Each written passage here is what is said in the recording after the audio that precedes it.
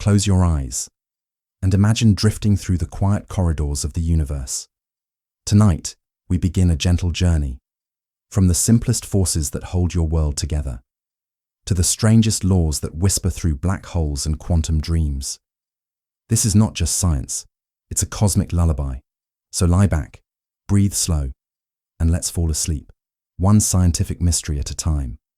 From level 1 all the way to level 100. Newton's first law of motion. In the silent spaces between breaths, certain truths linger, undisturbed like ancient dust suspended in a beam of light. What if stillness isn't merely the absence of movement, but nature's most profound statement? A body remains as it is, perpetually drifting through the void or perfectly still, until something else intervenes. This seemingly simple observation unveils an unsettling truth about our universe.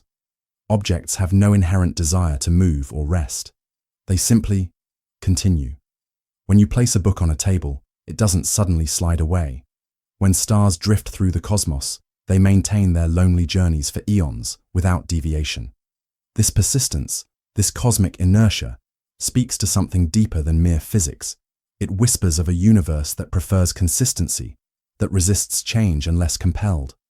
The ancients believed objects naturally came to rest, as if seeking peace was the fundamental state of all matter.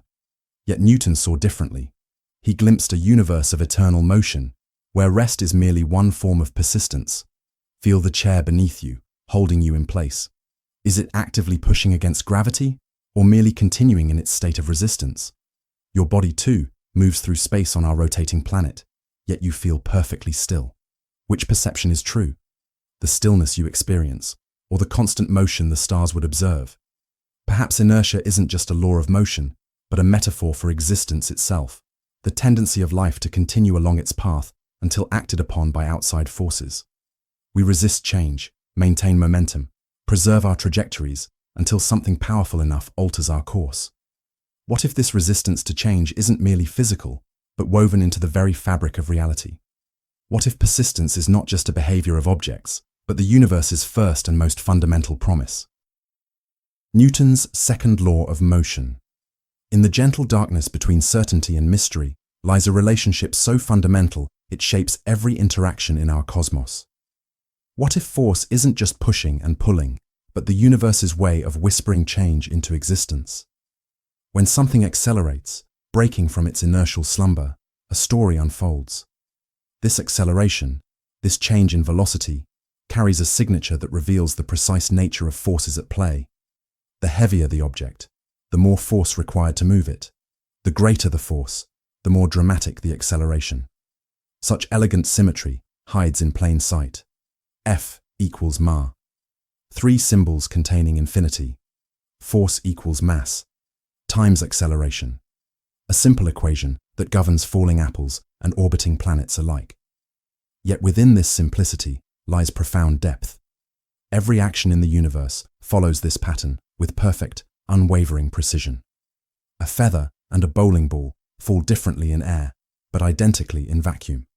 Not because their natures change, but because this law reveals their true relationship with space and time. The force of gravity pulls equally on both, yet their masses determine how they respond to this cosmic invitation. Close your eyes and feel the weight of your body pressing down. That sensation isn't just gravity pulling, it's your mass responding to force, creating an acceleration that your chair intercepts and balances.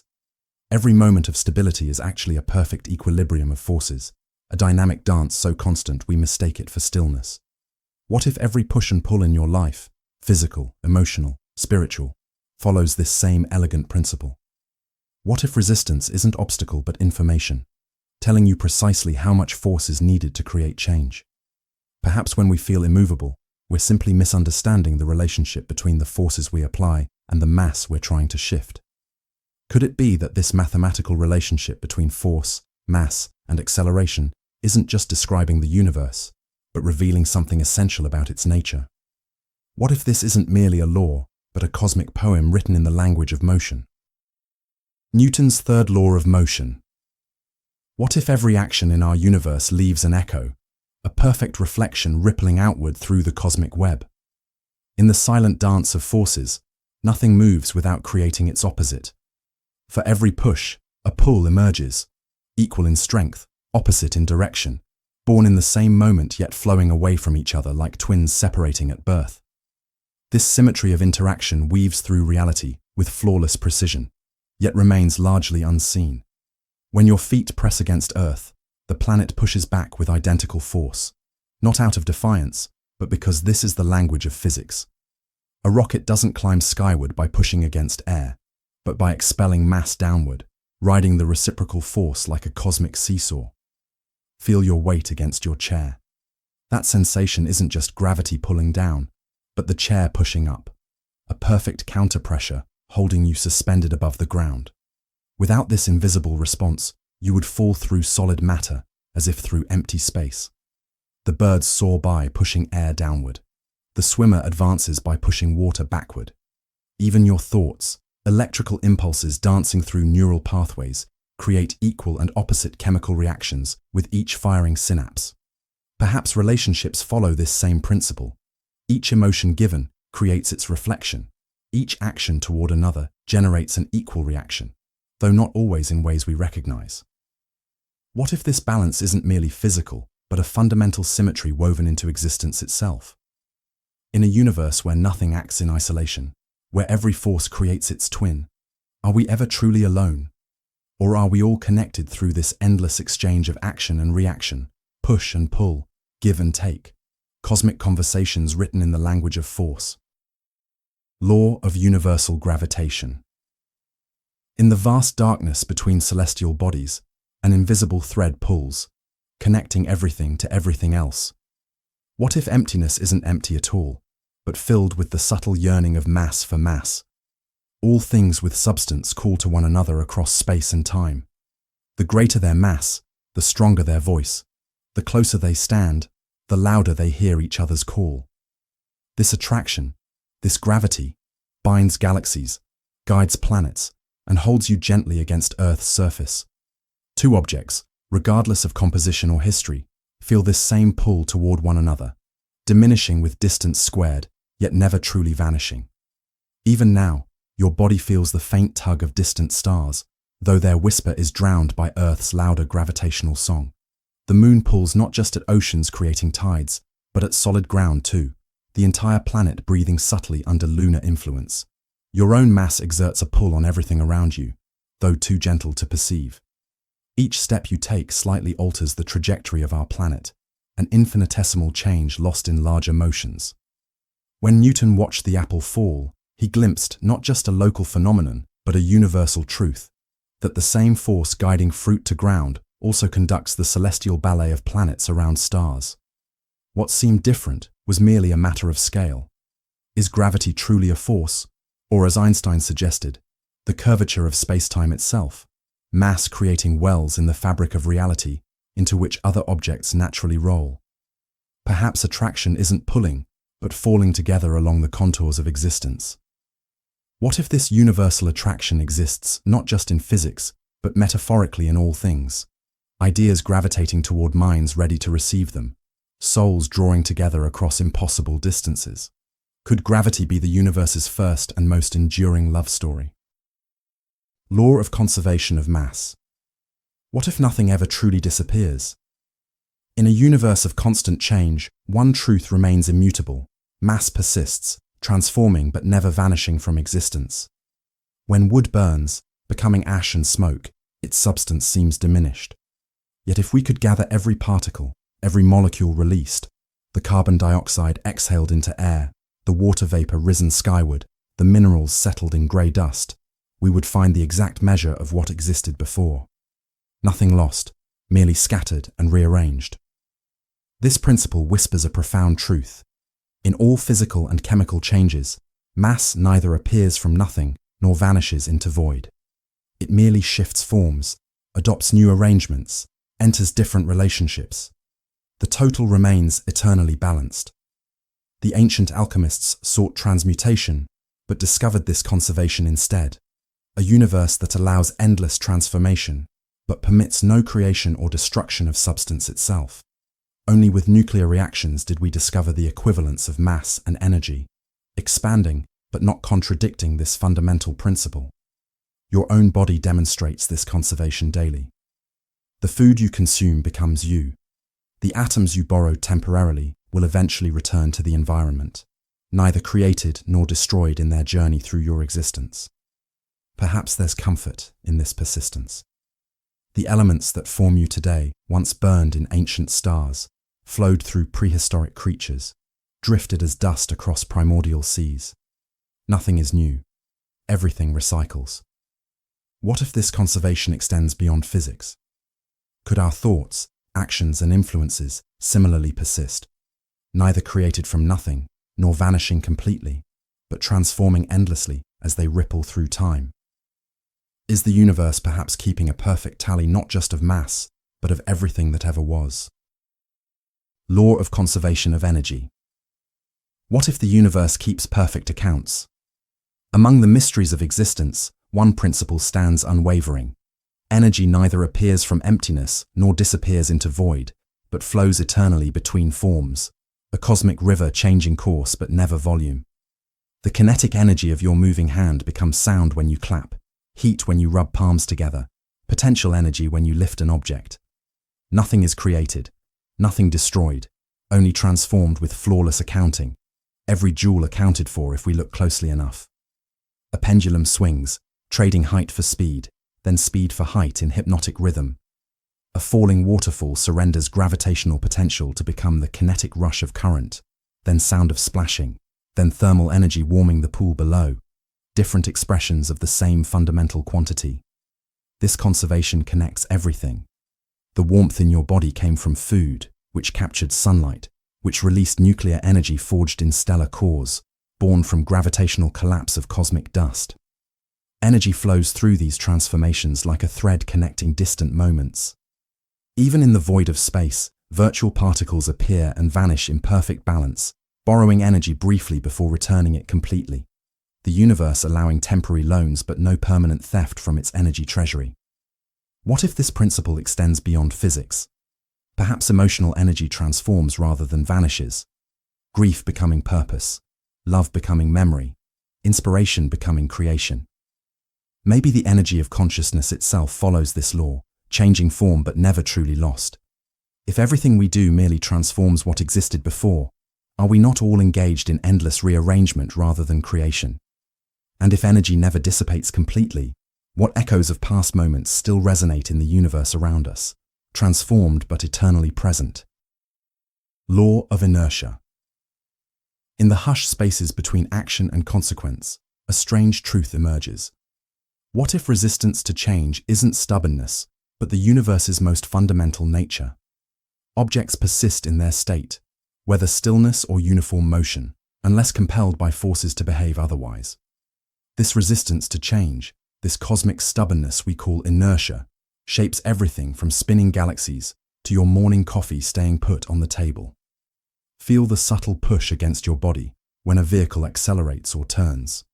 That's not some mysterious force pushing you backward, but your mass maintaining its previous state, resistant to the new direction. Your body longs to continue as it was, following Newton's first insight that became his law of inertia. The stars above maintain their courses not through effort, but through absence. Absence of interference, absence of force. Their inertia carries them along ancient paths, unchanged for eons until gravity bends their trajectory. This same principle keeps planets in orbit and keeps your foot at rest until you decide to move it. Ancient thinkers believed objects naturally came to rest, that motion required constant sustenance. Yet the truth revealed itself as stranger. Things in motion remain in motion. Things at rest remain at rest. The natural state isn't stillness but persistence. Perhaps inertia exists not just in physical objects but in ideas, in societies, in hearts. Patterns continue until something powerful enough disrupts them. Change requires force proportional to the mass of habit being moved. What if inertia isn't just describing objects, but revealing something essential about existence itself? Could this resistance to change be not merely a law, but a fundamental characteristic of reality, the universe's way of maintaining continuity in a cosmos of chaos? Law of inertia. In the hushed spaces between action and consequence, a strange truth emerges. What if resistance to change isn't stubbornness, but the universe's most fundamental nature? Objects persist in their state, whether stillness or uniform motion, unless compelled by forces to behave otherwise. This resistance to change, this cosmic stubbornness we call inertia, shapes everything from spinning galaxies to your morning coffee staying put on the table. Feel the subtle push against your body when a vehicle accelerates or turns. That's not some mysterious force pushing you backward, but your mass maintaining its previous state, resistant to the new direction. Your body longs to continue as it was, following Newton's first insight that became his law of inertia. The stars above maintain their courses not through effort, but through absence. Absence of interference, absence of force. Their inertia carries them along ancient paths, unchanged for eons until gravity bends their trajectory. This same principle keeps planets in orbit and keeps your foot at rest until you decide to move it. Ancient thinkers believed objects naturally came to rest, that motion required constant sustenance. Yet the truth revealed itself as stranger. Things in motion remain in motion. Things at rest remain at rest. The natural state isn't stillness but persistence. Perhaps inertia exists not just in physical objects but in ideas, in societies, in hearts. Patterns continue until something powerful enough disrupts them. Change requires force proportional to the mass of habit being moved. What if inertia isn't just describing objects, but revealing something essential about existence itself?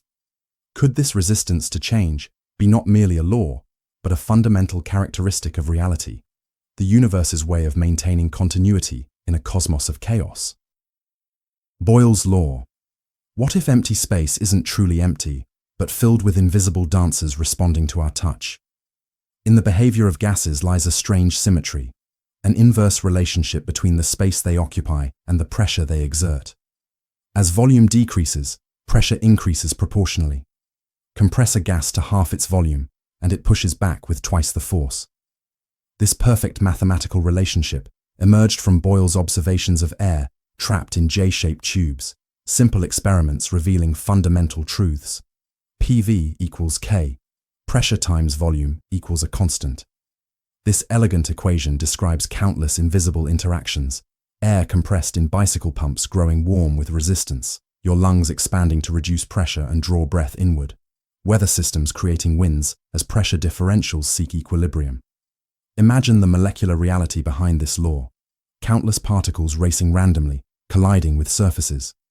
Compress their container, and these particles have less distance to travel between impacts, striking walls more frequently with the same individual energy but greater collective force. This principle operates silently everywhere. In the painful pressure in your ears when diving underwater, in the pop of a champagne cork, in the dangerous compression of gas cylinders. It shapes planetary atmospheres, where gas pressure balances perfectly against gravity's pull.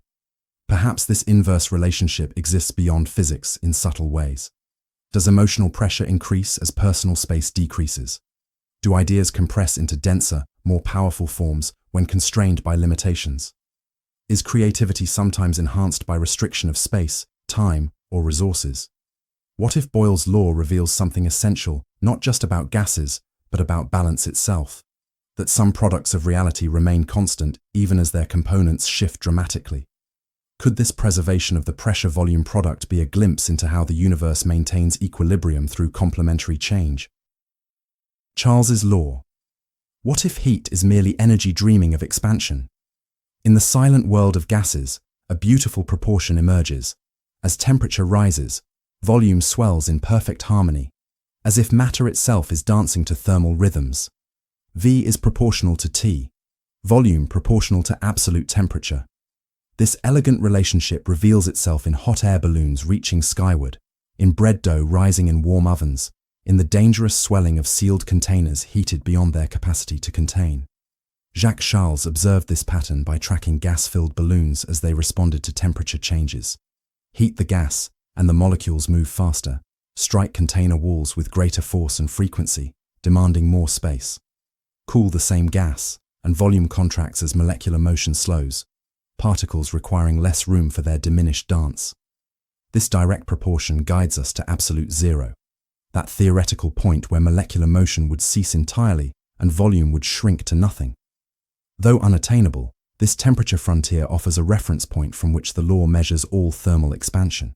The rising chest of a breathing animal, the subtle expansion of air in summer-warmed tires, the dangerous pressure in overheated aerosol cans, all follow this same principle, connecting temperature to volume when pressure remains constant. Perhaps this relationship extends metaphorically beyond physics. Do ideas expand when warmed by enthusiasm? Do opportunities grow when energized by attention? Does the space we occupy, physically, emotionally, socially, respond directly to the energy we contain? What if Charles's law reveals not just how gases behave, but offers insight into expansion itself, suggesting that growth requires energy, that contraction follows cooling, that all things rise and fall in proportion to the fire that animates them? Could the universe be showing us, through simple gases, a fundamental rhythm of existence? First law of thermodynamics. What if the universe keeps perfect accounts? In the silent ledger of existence, energy flows and transforms, but the cosmic sum remains eternally balanced, neither increasing nor decreasing, only changing forms like water cycling through ocean, cloud, and rain. This first whisper of thermodynamics tells us energy cannot be created nor destroyed, only transferred or transformed.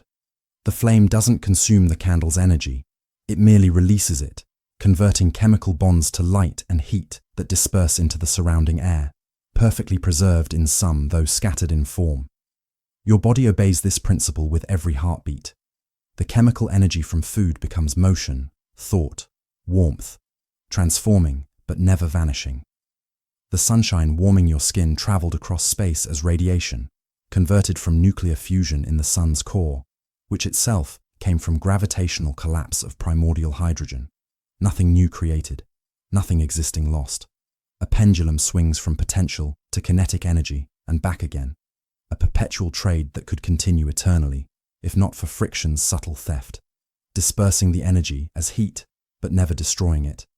Even in the most violent transformations, explosions, collisions, supernovae, the cosmic spreadsheet remains perfectly balanced. What might this conservation reveal about existence beyond physics? Perhaps thoughts and emotions similarly transform rather than vanish, joy becoming memory, grief becoming wisdom, attention becoming creation. Maybe consciousness itself follows this pattern, changing expression, but consistent in essence. If everything we do merely transforms what existed before, are we creators or transmuters? And if energy persists eternally in some form, what echoes of past moments still resonate in the universe around us, transformed but never truly gone? Second law of thermodynamics. What if the arrow of time is merely entropy unfolding? In the whispered language of heat and disorder, the universe reveals its most haunting truth. All closed systems inevitably drift toward chaos, toward equilibrium, toward the quiet evening of existence. This second principle of thermal wisdom tells us that disorder naturally increases, that heat flows from hot to cold, that perfect order never emerges spontaneously from chaos. The scattered puzzle pieces never assemble themselves. The mixed paints never separate into pristine colors. The broken vase never leaps back onto the table, whole again. Entropy increases.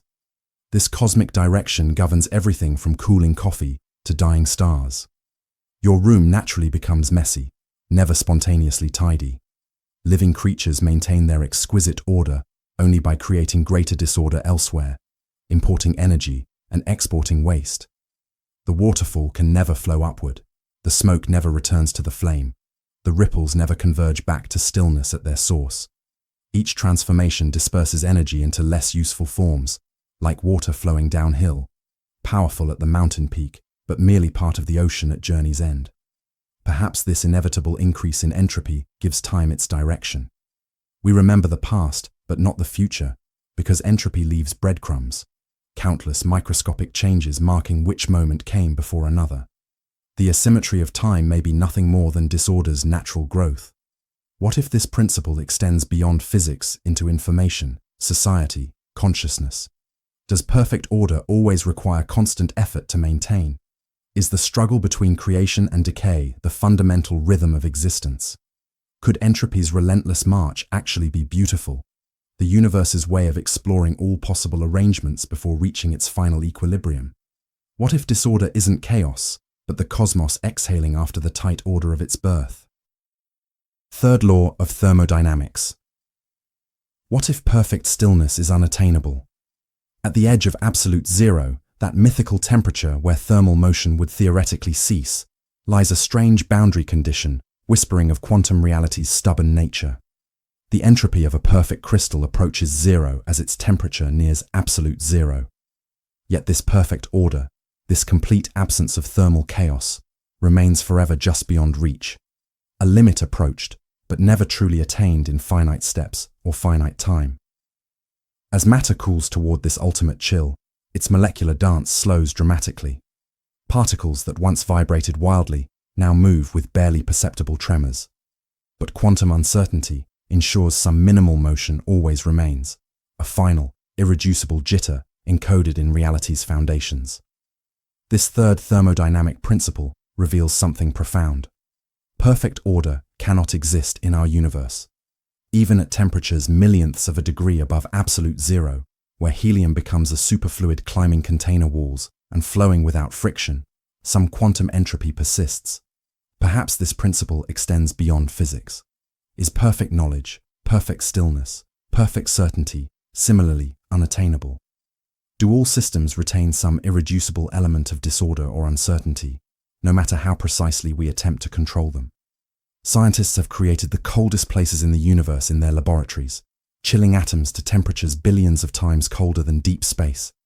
Yet even here, at the edge of thermal existence, absolute zero remains tantalizingly out of reach, like a horizon that recedes as you approach. What if this final whisper of unavoidable disorder is not a limitation, but a gift? The quantum uncertainty that prevents the universe from becoming completely static and predictable. Could this minimum entropy be the source of creativity, of possibility, of the enduring mystery at reality's heart? Zeroth law of thermodynamics. What if equilibrium is the universe's oldest language? Before we understood energy's conservation or entropy's growth, a simpler truth lurked in the transfer of heat. A transitive relationship so fundamental it needed no words until we had already counted to 3. If two systems separately reach thermal equilibrium with a third, they must be in equilibrium with each other. This seemingly obvious statement, added after the first 3 laws were named and numbered, forms the foundation upon which all thermodynamics rests. When you place your hand in water to test its temperature, you're relying on this principle. Your hand and the water reach equilibrium, allowing your nerves to sense the water's thermal state. The mercury in a thermometer expands or contracts until it reaches equilibrium with what it measures, creating a silent conversation between 2 previously unrelated systems.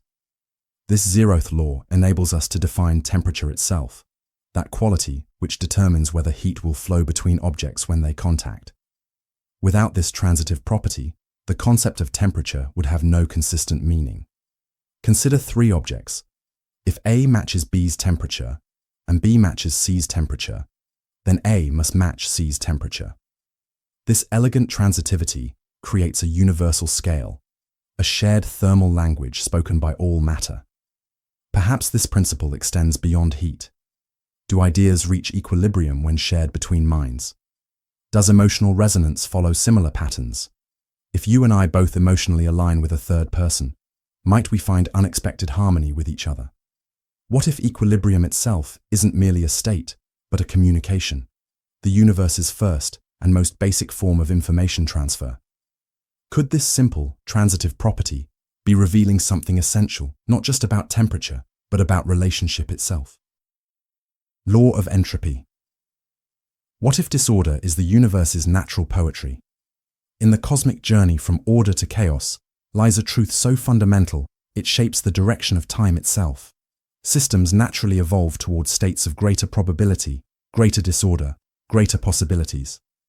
Entropy measures this progression toward disorder, from the precise arrangement of a house of cards to its collapsed state on the table, from the concentrated energy in coal to the dispersed heat and smoke of its burning, from the intricate organization of living cells to their eventual dissolution.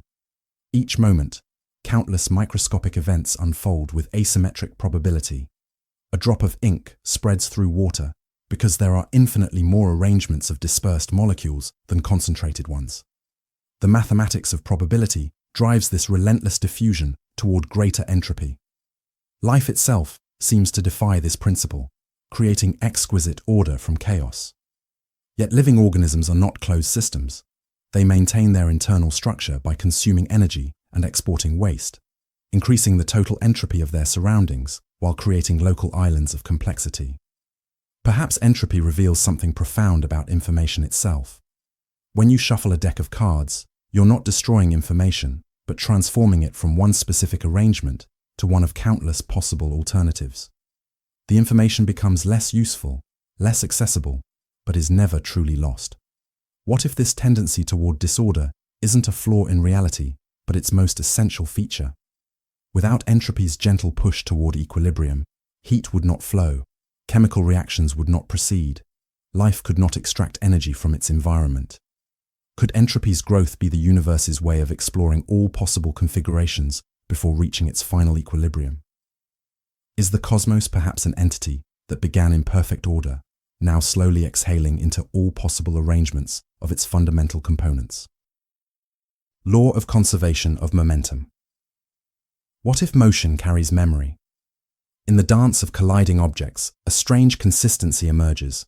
The total momentum before interaction exactly equals the total afterward, as if the universe maintains perfect records of every movement.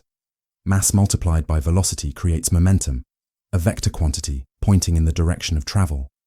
When objects interact, colliding, exploding, fragmenting, their individual momenta may change dramatically, but the sum remains unchanged, preserved with perfect fidelity. A ballet dancer leaps across the stage, pushing against the floor, which pushes imperceptibly backward. A rocket expels gas in one direction to travel in the opposite. A neutron star spins faster as it contracts, conserving angular momentum like a figure skater pulling in their arms. These diverse phenomena share a common mathematical thread. This conservation reveals itself most clearly in isolation. Billiard balls striking perfectly on a level table, spacecraft drifting through empty space, subatomic particles colliding in accelerators. Without external forces, the momentum ledger always balances perfectly. Perhaps this principle extends beyond physics. Do actions and reactions in human relationships follow similar patterns, each push creating equal response? Does the momentum of ideas, cultural movements, or historical trends follow conservation laws we haven't yet recognized? When you walk forward, you push the Earth backward with exactly equal momentum, though the planet's enormous mass means its resulting velocity is imperceptibly small. Every motion you make ripples through the cosmos, shifting the trajectory of our planet by an infinitesimal degree. What if momentum's conservation isn't merely describing motion, but revealing something fundamental about causality itself? Could this perfect preservation of motion's essence be showing us how the universe maintains continuity through change, never creating or destroying, only transforming? Ideal gas law. What if the chaos of countless particles creates perfect order? In the seemingly random motion of gas molecules, too numerous to count, too small to see, emerges a relationship so precise it can be captured in a single elegant equation. PV equals nRT. Pressure times volume equals the number of molecules, multiplied by a universal constant and absolute temperature. This simple formula describes the collective behavior of quintillions of particles in constant random motion, capturing their average impact with mathematical perfection. Though each molecule follows its own chaotic path, colliding, rebounding, accelerating unpredictably, their aggregate behavior follows this law with astonishing precision. The equation traces a perfect relationship between the pressure they exert, the volume they occupy, their quantity, and their temperature. This ideal gas law governs the air you breathe, the weather patterns that shape our planet, the nebulous clouds where stars are born. It explains why bicycle tires harden in summer heat, why pressure cookers transform tough foods to tenderness, why atmospheric pressure decreases as you climb a mountain. Of course, real gases deviate slightly from this ideal. Molecules have finite size and experience weak attractions. But as pressure decreases and temperature rises, actual gases approach this Platonic mathematical form with increasing accuracy. Perhaps this emergence of simplicity from complexity reveals something profound about reality itself. Could other chaotic systems, financial markets, neural networks, social movements, similarly contain hidden mathematical regularities waiting to be discovered? What if the ideal gas law isn't merely describing molecular behavior, but offering a metaphor for how individual chaos can create collective order? Could the universe be showing us, through these invisible particles, how simplicity emerges from complexity when viewed at the right scale? Ohm's law. What if electricity follows desires of least resistance? In the silent journey of electrons through conductors lies a relationship so elegantly proportional it seems almost intentional. Current flows in perfect proportion to the voltage driving it, modulated only by the resistance it encounters. V equals IR. Voltage equals current multiplied by resistance. This simple equation describes the flow of electric charge with mathematical precision. More electrical pressure, voltage, creates proportionally more flow, current. More resistance reduces that flow in exact inverse proportion. Georg Ohm discovered this relationship by sending various voltages through different wires and measuring the resulting currents. The direct proportion emerged like a whispered secret from his data, a linear relationship between driving force and resulting flow that governs everything from household circuits to global power grids. This proportionality manifests daily in countless devices: dimmer switches modulating lamp brightness by changing resistance, fuses that sacrifice themselves when current exceeds safe values, batteries whose voltage gradually diminishes as their chemical potential energy depletes. Of course, not all materials follow this law perfectly. Semiconductors, superconductors, nonlinear components like diodes, these follow different rules. Yet Ohm's law remains the foundation upon which our electrical understanding is built. Perhaps this principle extends metaphorically beyond physics. Do human motivations and resistances follow similar patterns? Effort producing results proportional to driving force divided by obstacles encountered? Does information flow through social networks according to analogous principles? What if Ohm's law reveals something essential, not just about electricity, but about flow itself? Could this simple proportion be showing us how the universe balances driving forces against resistance, creating precisely the flow needed to maintain equilibrium across vastly different scales and systems? Faraday's law of induction. What if change itself generates power? In the dance between magnetism and electricity lies a remarkable truth. A changing magnetic field creates an electric current in nearby conductors, as if motion and transformation are the true sources of energy. When magnetic flux shifts through a conductive loop, whether by moving the magnet, moving the loop, or changing the magnetic field strength, electricity spontaneously flows in response. This induced current always opposes the very change that created it, like a cosmic echo resisting its source. Michael Faraday discovered this principle with simple apparatus, moving magnets near wire coils and observing the resulting electrical impulses. From these humble observations emerged the foundation of modern power generation. Every watt of electricity illuminating our cities begins with spinning turbines inducing current through changing magnetic fields. The mathematical relationship is precise. The voltage induced equals the rate of change of magnetic flux. Faster changes create stronger electrical responses. A wire cutting quickly through a magnetic field generates more power than one moving slowly.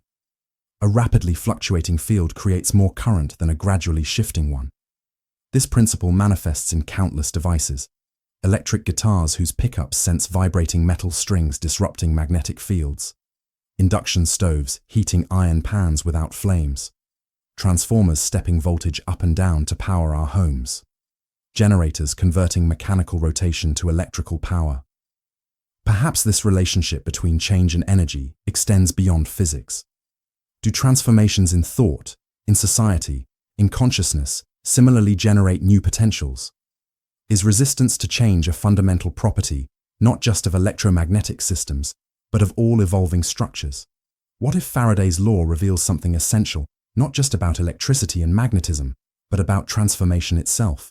Could this conversion of change into energy be showing us how the universe constantly transmutes one form of power into another? Coulomb's law. What if invisible forces shape reality from beneath perception? Between charged particles exists an interaction so fundamental, it orchestrates the architecture of matter itself.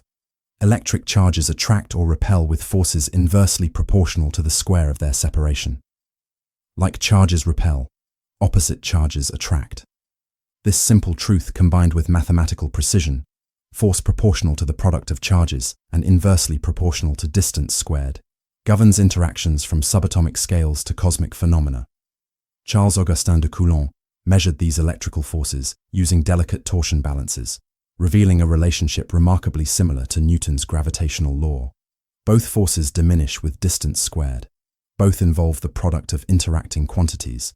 Both act along the line connecting objects, as if gravity and electromagnetism share a common mathematical ancestry. This force shapes everything from the orbits of electrons around atomic nuclei to the binding of molecules into complex structures. The electrons in your fingertip repel those in the surface you touch, creating the sensation of solidity despite matter being mostly empty space. Chemical bonds, whether ionic, covalent, or hydrogen, all emerge from this electrostatic dance. Though gravity shapes cosmic structure, electromagnetic force dominates the atomic realm with strength roughly 10 to the 36th power times greater. Were it not for the near-perfect balance of positive and negative charges throughout the universe, electromagnetic forces would completely overwhelm gravity's gentle pull. Perhaps this principle extends metaphorically beyond physics. Do human attractions and repulsions follow similar patterns, strongest when close, diminishing with separation, dependent on complementary or opposing qualities? What if Coulomb's law reveals something essential, not just about charged particles, but about relationship itself? Could this mathematical description of attraction and repulsion be showing us how the universe balances forces of connection and separation at every scale? Maxwell's equations. What if light itself is merely an echo between electrical and magnetic fields? In four mathematical statements of transcendent elegance lies the complete description of electromagnetism. Equations so profound, they unified separate forces, predicted electromagnetic waves, and revealed the nature of light itself. James Clerk Maxwell distilled decades of electrical and magnetic observations into these equations, showing that electricity and magnetism are not separate phenomena, but manifestations of a single electromagnetic field. Written in differential form, they fit on a small card, yet contain infinite complexity. The first equation, Gauss's law for electricity, shows how electric charges generate electric fields, radiating outward like water rippling from a dropped stone. The second, Gauss's law for magnetism, reveals that magnetic fields form closed loops without beginning or end, never terminating on magnetic charges, because such monopoles apparently do not exist. The third, Faraday's law, describes how changing magnetic fields create electric fields that curl around them. The fourth, Ampere's law, with Maxwell's correction, completes the symmetry by showing how electric currents and changing electric fields generate magnetic fields circling around them. Together, these equations reveal something astonishing. Electromagnetic waves can propagate through empty space, oscillating fields creating each other in perpetual harmony. Calculating the speed of these waves, Maxwell found it matched the measured speed of light, revealing light itself as an electromagnetic wave. This unification led directly to radio, television, mobile phones, and countless technologies that have transformed human civilization. From these equations emerged Einstein's relativity, quantum electrodynamics, and our modern understanding of the cosmos. What if Maxwell's equations aren't merely describing electromagnetism, but revealing something essential about the universe's mathematical foundations? Could these elegant expressions be showing us how reality itself emerges from fields interacting according to simple, beautiful principles? Snell's law, refraction. What if light bends not by choice, but by necessity?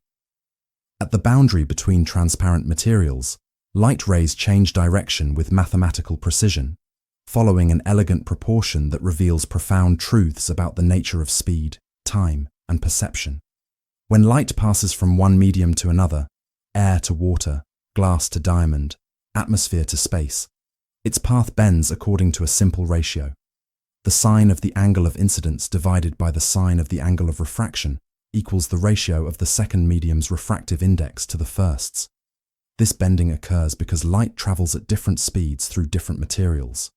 Like a marching band crossing from pavement to mud at an angle, the portion entering the slower medium first must wait for the rest to catch up, causing the entire formation to pivot toward the normal. Willebrord Snellius formalized this relationship in 1621, though Ibn Sal described it centuries earlier. The law governs countless optical phenomena: the apparent bending of a straw in water, the focusing power of lenses, the separation of white light into rainbow colors through prisms. Most remarkably, this relationship emerges not just from geometry, but from time optimization. Light takes the path that minimizes travel time between points, not necessarily the shortest spatial distance. This principle of least time, formulated by Pierre de Fermat, suggests light somehow knows the fastest route through various media. Perhaps this principle extends metaphorically beyond optics. Do ideas refract when crossing between cultural contexts? Does information change direction when traveling between different conceptual frameworks or paradigms? What if Snell's law reveals something essential, not just about light, but about optimal paths themselves? Could this bending of trajectories at boundaries be showing us how the universe navigates transitions between different states or conditions with perfect efficiency? Huygens principle. What if every point on a wavefront becomes a new source of wavelets? In this elegant conception of wave propagation lies a truth so fundamental it explains diffraction, refraction, and the very nature of wave behavior. Each point on an advancing wave spawns secondary wavelets, whose envelope forms the next position of the wave. Christian Huygens proposed this principle in 1678, imagining light as a wave rather than the particles Newton favored. When a wave encounters an opening, a boundary, or a new medium, this principle reveals why it behaves as it does, bending around corners, spreading after passing through slits, changing direction at interfaces. Visualize ocean waves approaching a harbor opening. According to Huygens, each point along the wavefront approaching the gap becomes a source of circular ripples. These secondary waves interfere constructively and destructively, creating a new wavefront that curves into the harbor beyond, explaining how waves bend around obstacles rather than traveling only in straight lines. This principle predicted phenomena that particle theories of light couldn't explain: the spreading of light beyond the geometric shadow of an object, the formation of interference patterns when waves pass through multiple openings, the gradual refraction of light entering new media. Later refined by Fresnel and given mathematical rigor by Kirchhoff, this conceptual framework underpins our understanding of wave optics, explaining everything from the operation of diffraction gratings to the formation of holograms. Perhaps this principle extends metaphorically beyond physics. Do ideas propagate through culture like Huygens' wavelets, each person becoming a new source radiating modified versions outward? Does information spread through networks according to similar principles? What if Huygens' principle reveals something essential, not just about waves, but about propagation itself? Could this elegant conception be showing us how influence and change ripple through reality, with each point of transformation becoming a new source of further transformation? Huygens' principle. What if every point on a wavefront becomes a new source of wavelets? In this elegant conception of wave propagation lies a truth so fundamental it explains diffraction, refraction, and the very nature of wave behavior. Each point on an advancing wave spawns secondary wavelets, whose envelope forms the next position of the wave. Christian Huygens proposed this principle in 1678, imagining light as a wave rather than the particles Newton favored. When a wave encounters an opening, a boundary, or a new medium, this principle reveals why it behaves as it does, bending around corners, spreading after passing through slits, changing direction at interfaces.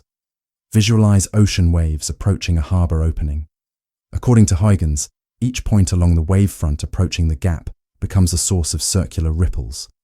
These secondary waves interfere constructively and destructively, creating a new wavefront that curves into the harbor beyond, explaining how waves bend around obstacles rather than traveling only in straight lines. This principle predicted phenomena that particle theories of light couldn't explain: the spreading of light beyond the geometric shadow of an object, the formation of interference patterns when waves pass through multiple openings, the gradual refraction of light entering new media.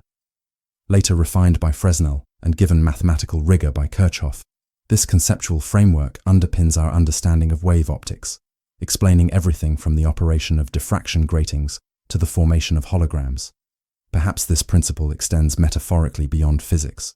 Do ideas propagate through culture like Huygens wavelets, each person becoming a new source radiating modified versions outward?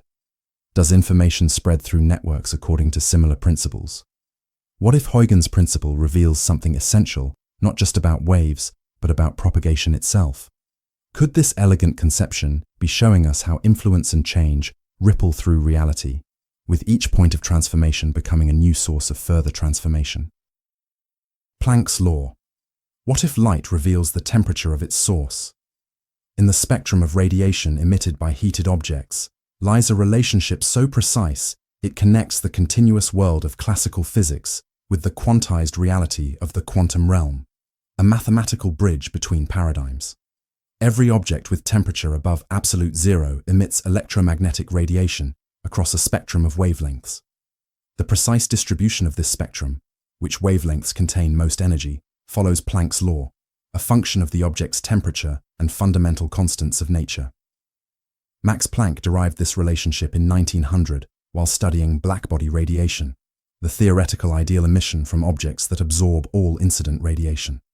Previous attempts using classical physics had failed catastrophically, predicting infinite energy at short wavelengths, the ultraviolet catastrophe. Planck resolved this by introducing a revolutionary concept.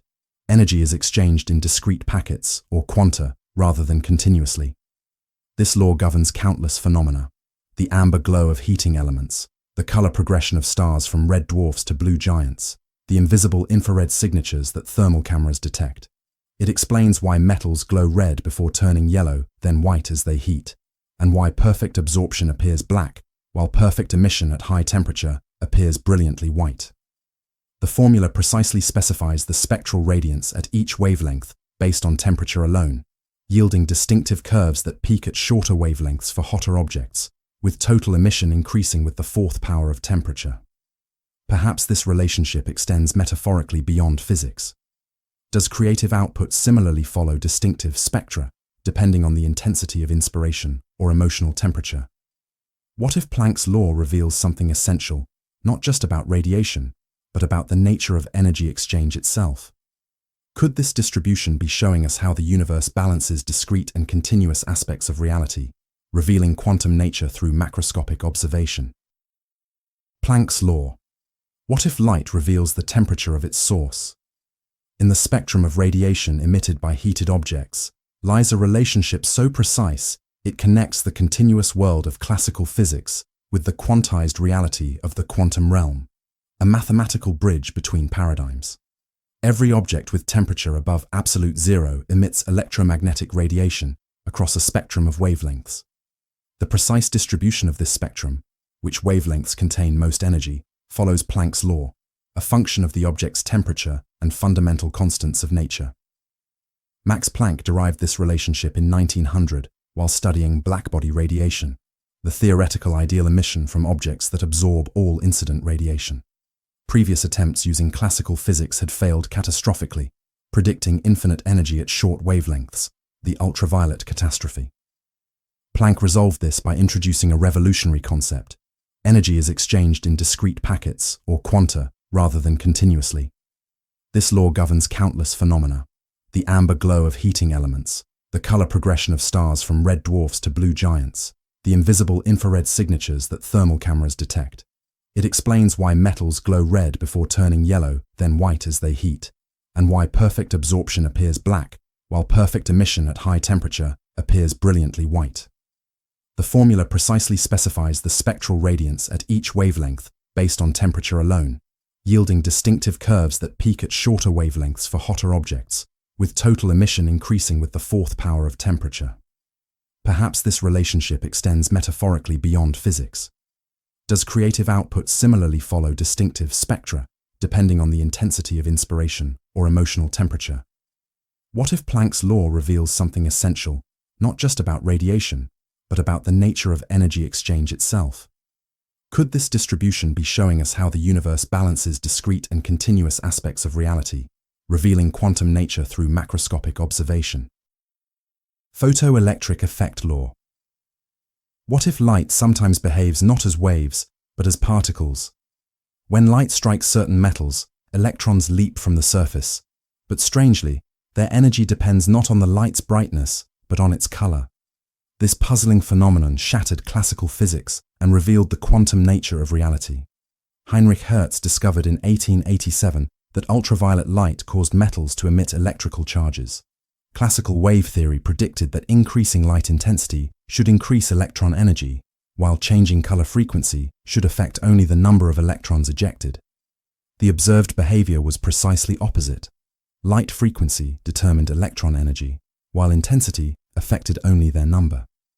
This paradox remained unsolved until 1905, when Einstein proposed a revolutionary explanation. Light itself consists of discrete packets of energy, called photons, whose energy depends solely on frequency. When a photon strikes an electron, it transfers all its energy at once. If this energy exceeds the metal's work function, binding energy, the electron escapes with excess energy becoming kinetic motion. The relationship is mathematically precise. The maximum kinetic energy of ejected electrons equals the photon energy, Planck's constant times frequency, minus the work function. Below a threshold frequency, no electrons escape regardless of intensity. Above it, energy increases linearly with frequency. This principle underlies countless technologies, from photoelectric cells in cameras and solar panels to night vision devices and modern astronomical detectors. Einstein's explanation earned him the Nobel Prize and helped launch the quantum revolution. Perhaps this relationship extends metaphorically beyond physics. Do certain thresholds of insight or inspiration similarly require specific qualities of input rather than mere quantity? What if the photoelectric effect reveals something essential, not just about light, but about transformation itself? Could this quantum phenomenon be showing us how significant change often requires not just more energy, but the right kind of energy? Stefan Boltzmann law. What if temperature radiates as invisible light? In the silent emission of energy from all things with temperature lies a relationship of astonishing mathematical precision. The total radiation from objects scales with the fourth power of their absolute temperature, creating an exponential symphony of energy exchange. Joseph Stefan discovered this empirically in 1879, noticing that a heated object radiates energy at a rate proportional to T to the fourth power. 5 years later, Ludwig Boltzmann derived this relationship theoretically from thermodynamic principles, confirming that the total power emitted across all wavelengths follows this dramatic scaling. This fourth power relationship creates remarkable effects. Double an object's temperature, in Kelvin, and it radiates 16 times more energy. Triple it, and emission increases 81-fold. A star twice as hot as our sun radiates not twice, but 16 times more energy per unit area. This law governs countless phenomena, from the heat you feel radiating from a campfire to the thermal balance of planets, from the energy output of stars to the cooling of electronic components. Earth maintains its temperature through precise balance between absorbed sunlight and thermal radiation to space, all governed by this fourth power relationship. The formula is elegantly simple. The power radiated per unit area equals the Stefan-Boltzmann constant, multiplied by the fourth power of absolute temperature. For real materials, this is modified by their emissivity, a measure of how closely they approach the ideal blackbody emission. Perhaps this relationship extends metaphorically beyond physics. Do creative outputs, emotional expressions, or social influences similarly amplify with increasing intensity?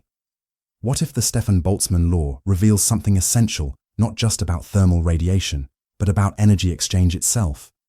Could this dramatic fourth power scaling be showing us how the universe amplifies differences, creating rich diversity from seemingly small variations in fundamental parameters? Wien's displacement law. What if temperature paints the universe in invisible colors?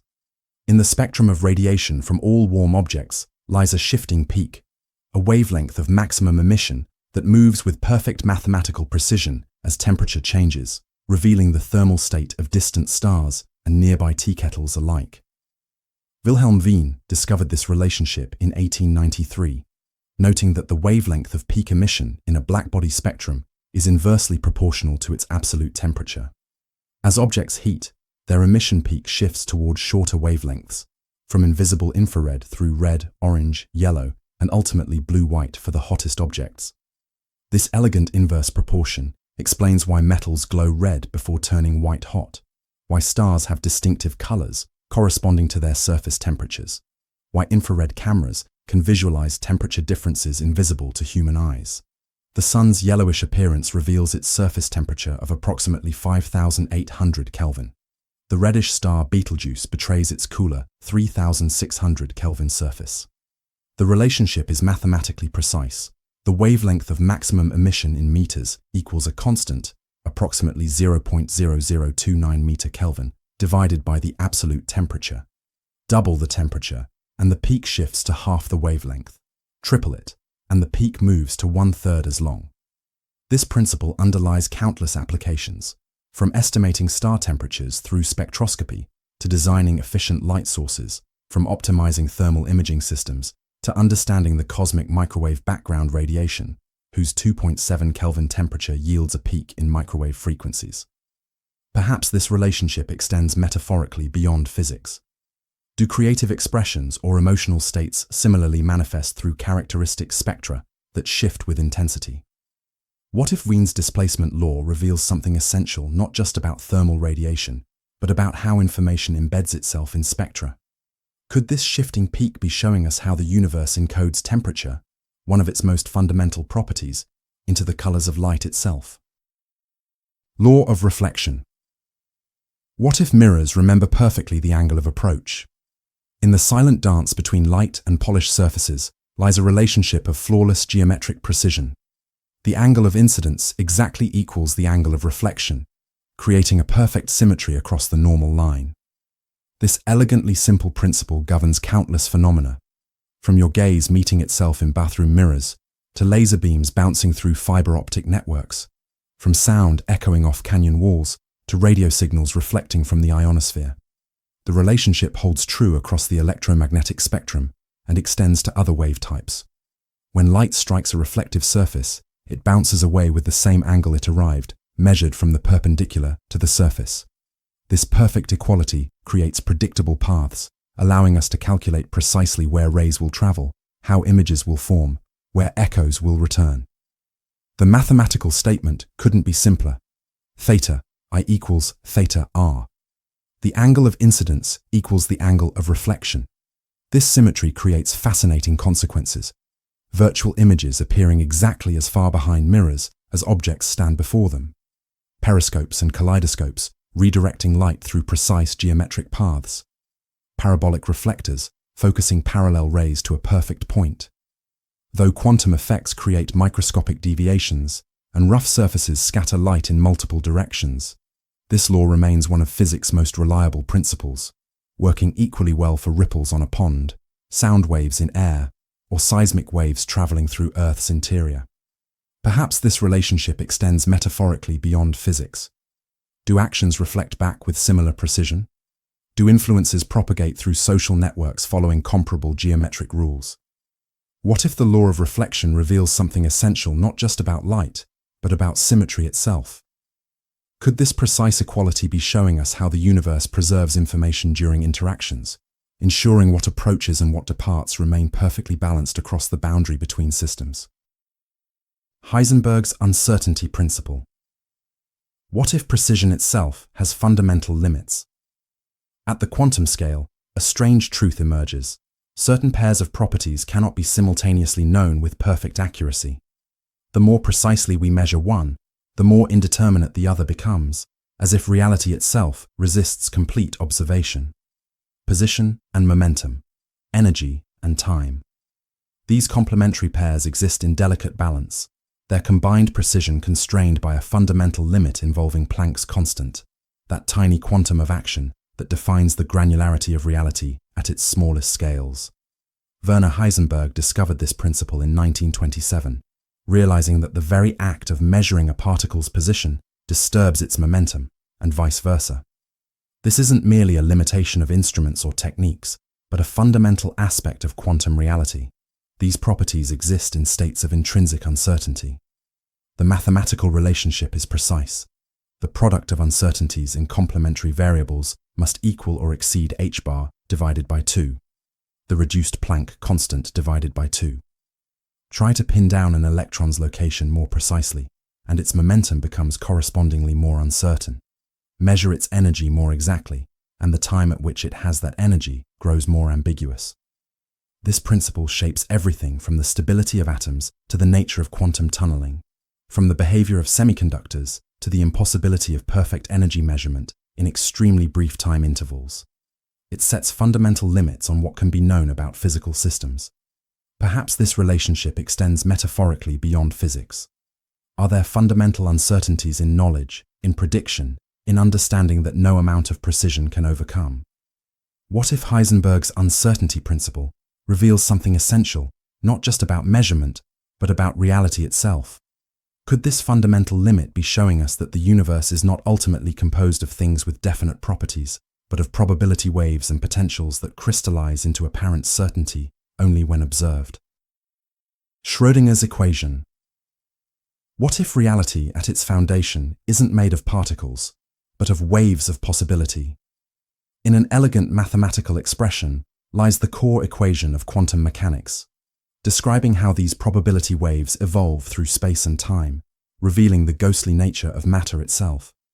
Erwin Schrödinger formulated this equation in 1925, creating a framework that describes quantum systems not through definite positions and velocities, but through wave functions, mathematical entities whose square represents the probability of finding particles in particular states or locations.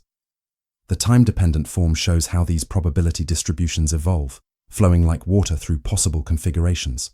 The time-independent form reveals the stable states, the standing waves of possibility that manifest as the discrete energy levels in atoms, the distinct patterns of electron orbitals, the quantized states that give quantum mechanics its name. This single equation explains chemical bonding, the structure of atoms, the behavior of semiconductors, the tunneling of particles through barriers, and countless other phenomena that classical physics could not address. Its solutions yield the hydrogen spectrum, predict molecular structures, and allow calculation of transition probabilities between quantum states.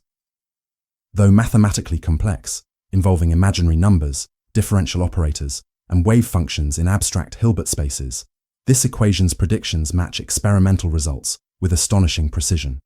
It forms the foundation of our understanding of matter at the quantum scale. Perhaps this wave-based description extends metaphorically beyond physics. Do possibilities in life similarly evolve according to complex interferences, probabilities shifting with each interaction and observation? What if Schrödinger's equation reveals something essential not just about particles, but about existence itself? Could this wave function formalism be showing us that reality consists not of definite objects with precise properties, but of overlapping potentials that collapse into apparent certainty only when measured or observed? Pauli exclusion principle. What if particles with half-integer spin cannot share identical quantum states? In this strange prohibition lies the reason matter occupies space instead of collapsing into infinitesimal points. Identical fermions, like electrons, protons, and neutrons, must maintain quantum distinctness from their siblings. Wolfgang Pauli discovered this principle in 1925, recognizing that electrons in atoms must occupy different quantum states. Each electron requires its own unique combination of quantum numbers. No two can possess identical sets of principal, orbital, magnetic, and spin values simultaneously. This exclusion creates the periodic structure of elements, as electrons fill progressively higher energy levels rather than crowding into ground states. It explains why matter feels solid. Electron clouds in neighboring atoms repel not through electrostatic force alone, but through this fundamental quantum refusal to occupy identical states. Without this principle, all electrons would collapse into the lowest energy level of atoms, chemistry would not exist, and the universe would consist only of formless, identical bosons. The diversity of matter, the stability of complex molecules, the very existence of different elements, all emerge from this quantum prohibition. The principle applies only to fermions, particles with half-integer spin, and not to bosons, integer spin particles like photons. This fundamental distinction explains why light waves can pass through each other while matter cannot, why photons can occupy identical states while electrons cannot.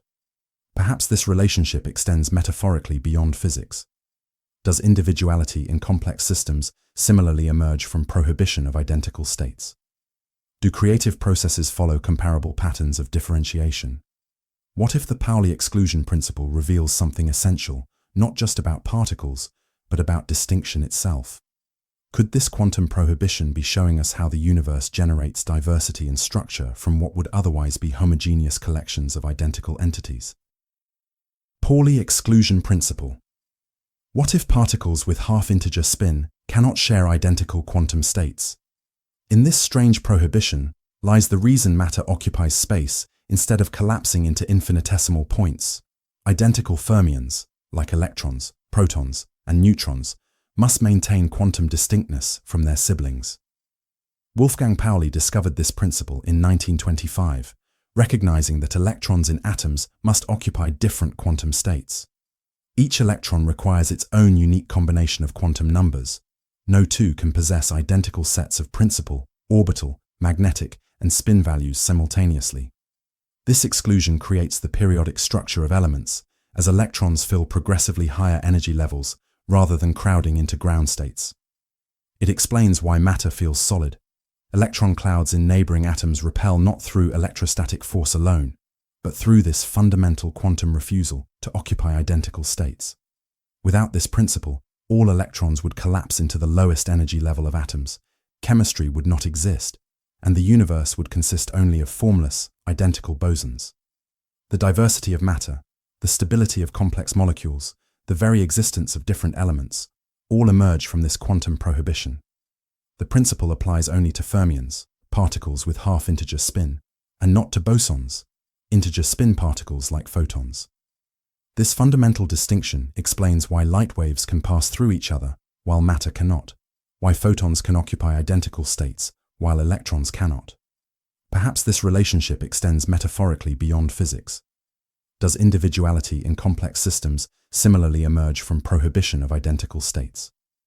Do creative processes follow comparable patterns of differentiation? What if the Pauli exclusion principle reveals something essential, not just about particles, but about distinction itself? Could this quantum prohibition be showing us how the universe generates diversity and structure from what would otherwise be homogeneous collections of identical entities? Hund's rule. What if electrons prefer solitude before pairing?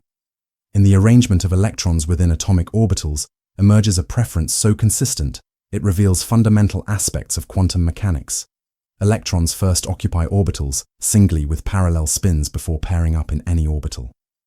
Friedrich Hund formulated this principle in 1927, observing that atoms tend toward maximum multiplicity, preferring states with the greatest number of unpaired electrons, all with the same spin orientation.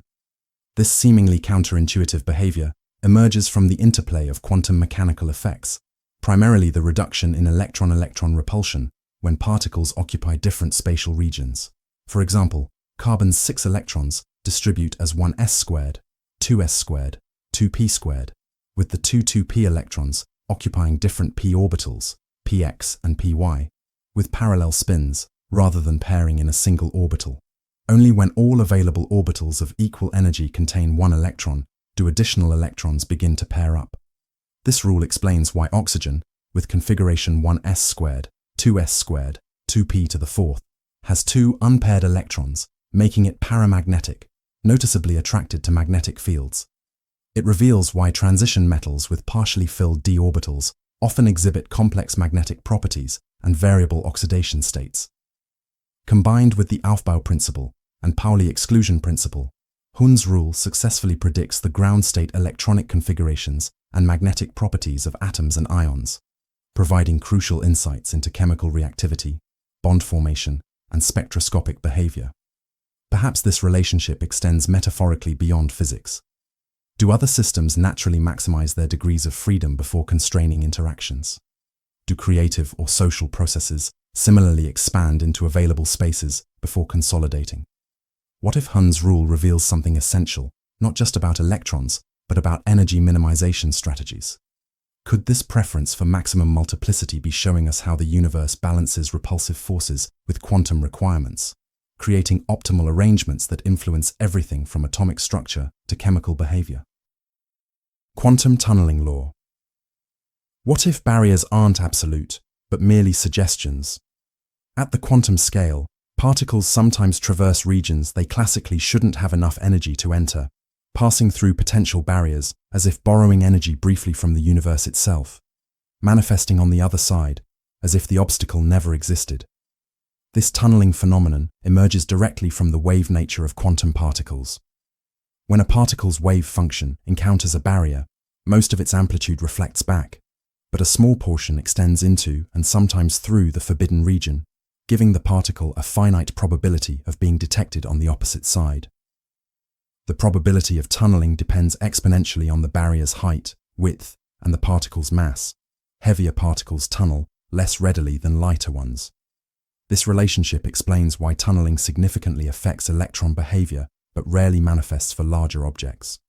This principle underlies countless phenomena, from nuclear fusion in stars, where protons tunnel through electrostatic repulsion to enable hydrogen fusion, to scanning tunneling microscopes that image individual atoms, from radioactive decay to the operation of tunnel diodes in electronic circuits.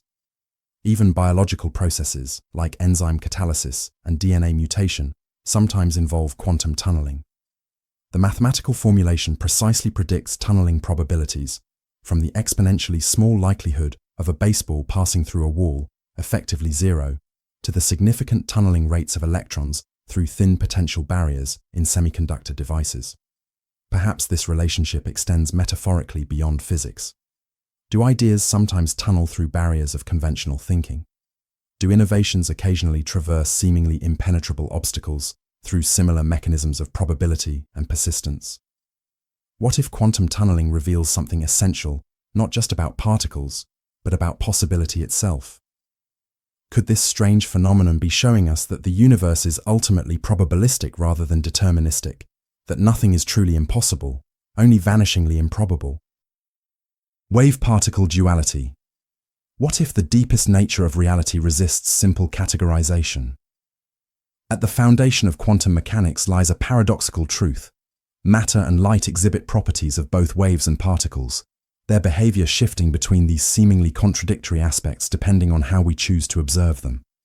A photon travels as a wave, diffracting through slits and producing interference patterns, yet arrives at a detector as a discrete particle, delivering a specific quantum of energy. An electron orbits as a probability wave surrounding a nucleus, yet leaves a distinct point-like track in a cloud chamber. Both descriptions are necessary. Neither alone is sufficient. This duality emerged historically through converging evidence. Einstein's explanation of the photoelectric effect revealed light's particle nature, while Young's double-slit experiment conclusively demonstrated its wave behavior. Similarly, electron diffraction experiments showed matter waves, while cathode ray deflection confirmed electrons' particle characteristics. Louis de Broglie formalized this relationship in 1924, proposing that all matter possesses wave properties with wavelength inversely proportional to momentum. Massive objects have such infinitesimal wavelengths that their wave nature remains imperceptible macroscopically, explaining why quantum effects become apparent only at atomic scales. This principle underlies countless technologies, from electron microscopes utilizing matter waves to diffract around atomic structures, to lasers exploiting the wave coherence of photons, to quantum computers manipulating wave functions to perform calculations. Perhaps this relationship extends metaphorically beyond physics. Do ideas similarly manifest with both discrete and continuous aspects? Does consciousness itself incorporate both particulate and wave-like qualities? What if wave-particle duality reveals something essential, not just about quantum objects, but about ontology itself? Could this complementarity be showing us that reality is not comprised of things with intrinsic, objective properties, but emerges through the relationship between observer and observed, both perspectives necessary for a complete picture? Superposition principle. What if quantum entities can exist in multiple states simultaneously? At the heart of quantum mechanics lies a principle so counterintuitive, it challenges our deepest intuitions about reality. Quantum systems can exist in all their possible states at once, only resolving to specific outcomes when measured or observed. An electron passing through a double slit doesn't choose one path or the other, but travels through both simultaneously as a superposition of possibilities. A quantum bit isn't limited to 0 or 1, but can exist in a weighted combination of both values. An atom can be partially excited and partially in its ground state, occupying a blend of energy levels until observation collapses this mixture to a single outcome. This principle, formalized mathematically by representing quantum states as vectors in Hilbert space, enables the wave function to represent all possible configurations simultaneously, each with its associated probability amplitude.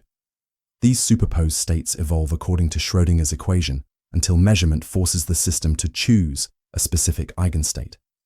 Superposition underlies countless quantum phenomena, from interference patterns in double-slit experiments to quantum computing's ability to evaluate multiple possibilities simultaneously, from quantum tunneling to the flux states in superconducting circuits used in quantum technology.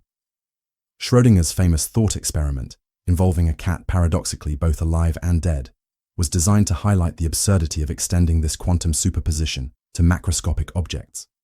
Yet quantum coherence has been demonstrated in increasingly large systems, raising profound questions about the boundary between quantum and classical realms. Perhaps this relationship extends metaphorically beyond physics. Do conceptual frameworks similarly exist in superposition until intellectual observation collapses them into specific interpretations? Does creativity involve mental superposition of possibilities? What if the superposition principle reveals something essential, not just about quantum systems, but about potentiality itself?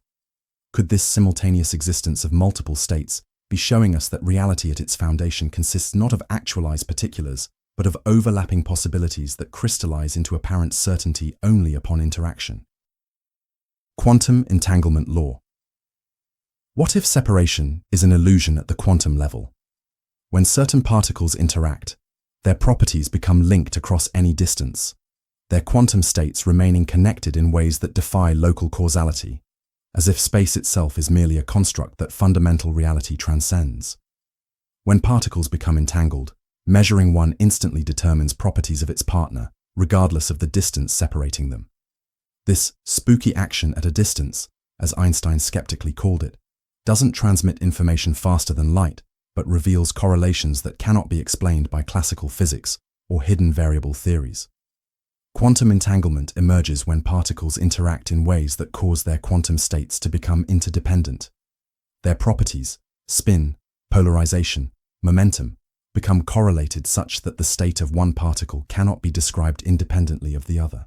When one particle is measured, its partner's complementary property becomes instantly determined, even if light hasn't had time to connect them. Bell's theorem and subsequent experiments confirmed this strange connectedness violates classical intuitions about locality and realism.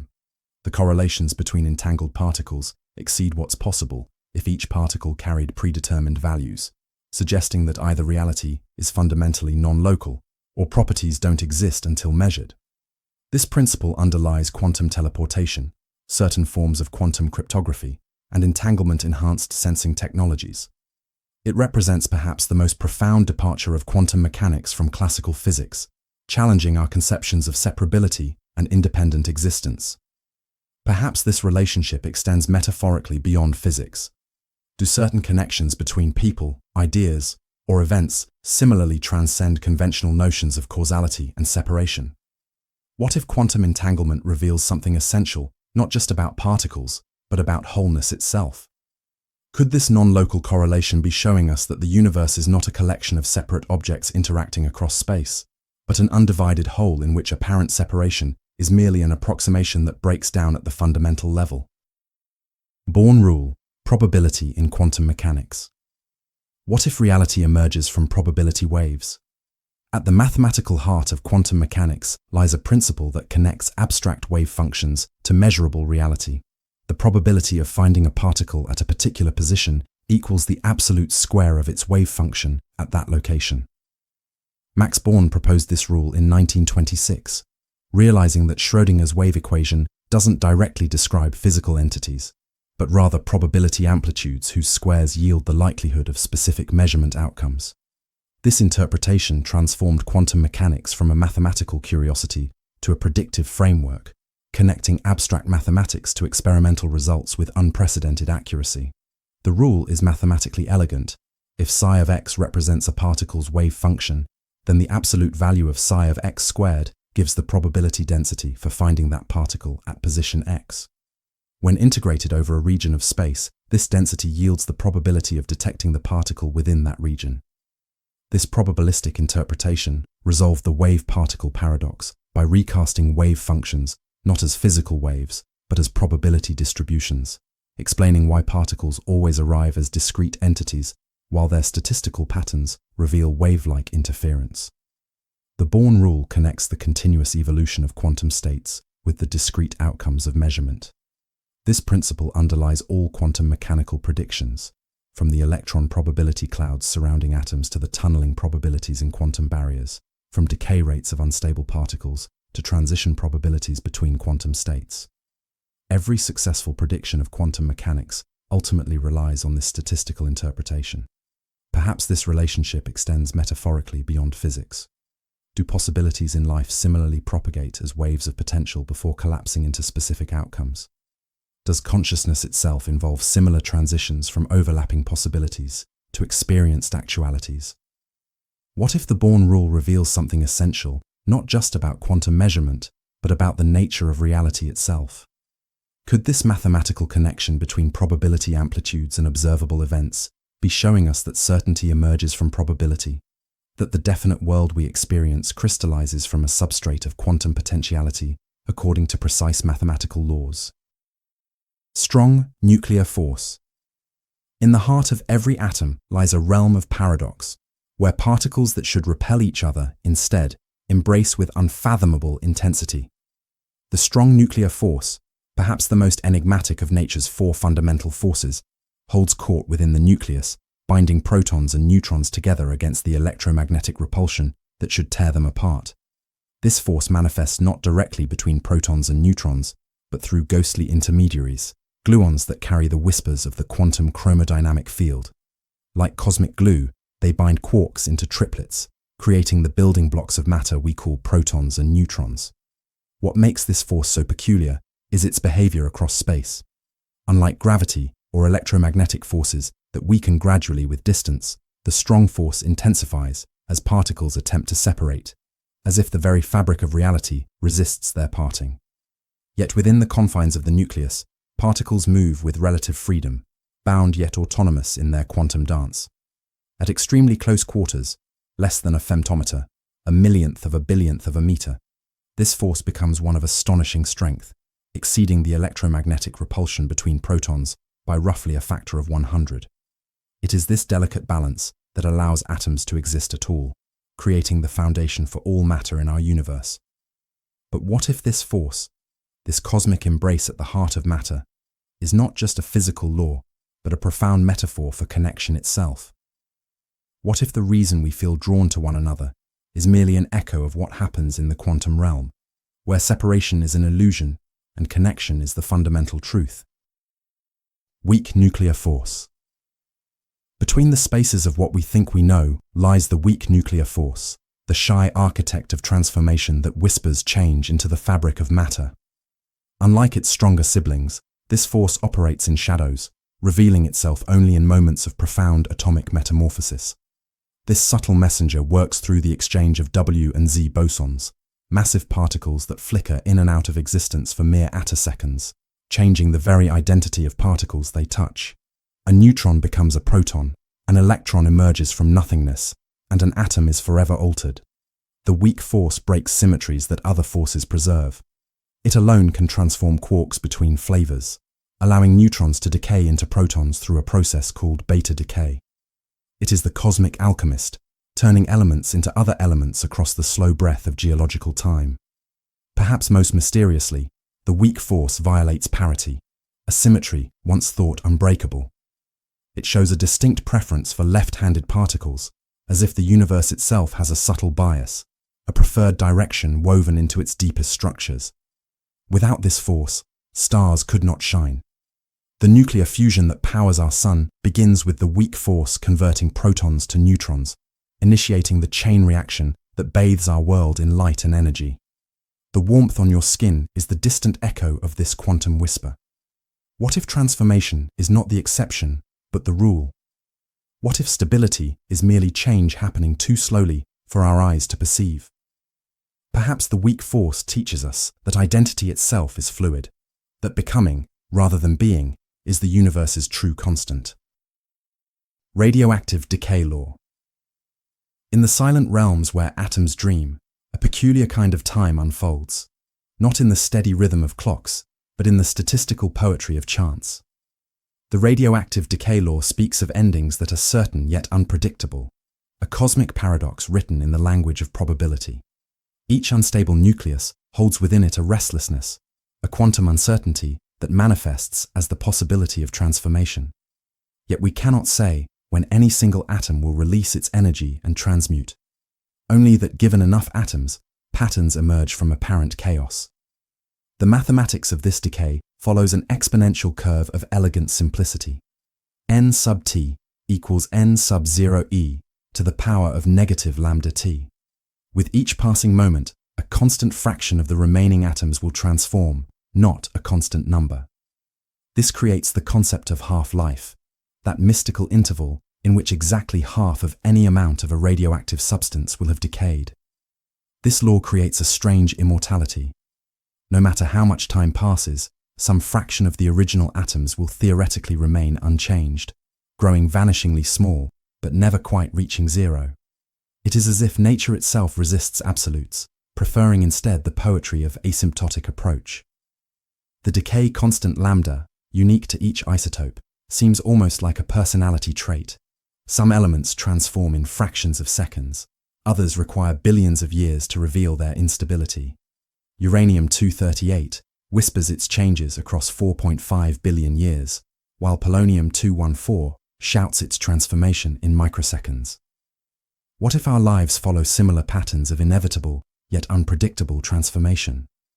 What if certainty itself is merely probability viewed from a distance, and the only true constant is the statistical certainty of change? Perhaps in radioactive decay, the universe offers us a metaphor for mortality itself, not as an ending, but as a transformation governed by laws both precise and mysterious. Mass-energy equivalence, E equals mc squared. What if the boundary between substance and energy was never a boundary at all? In the quiet spaces between what we call matter and what we call force, there exists a profound equivalence, an ancient truth unveiled through Einstein's elegant whisper, E equals mc squared. This simple equation reveals that matter is but energy condensed, frozen into form. The apparent solidity of your body, the weight of mountains, the very substance of stars, all are merely energy bound in patterns that resist the flow of time. Within a single gram of matter lies energy equivalent to the detonation of 21,500 tons of TNT, a cosmic power disguised as stillness. When an atom's nucleus shatters in fission, or when hydrogen atoms embrace in fusion, the slight difference in mass transforms into a blinding release of energy. Your sun burns not by chemical fire, but by converting its own substance, its own being, into radiance, losing 4 million tons of itself every second in this cosmic transmutation. And what of us? Every atom in your body contains this same latent energy, this same capacity for transformation. Perhaps we are not solid beings at all, but rather energy patterns that have forgotten their fluid nature. What if our perceived permanence is merely energy dreaming that it is matter?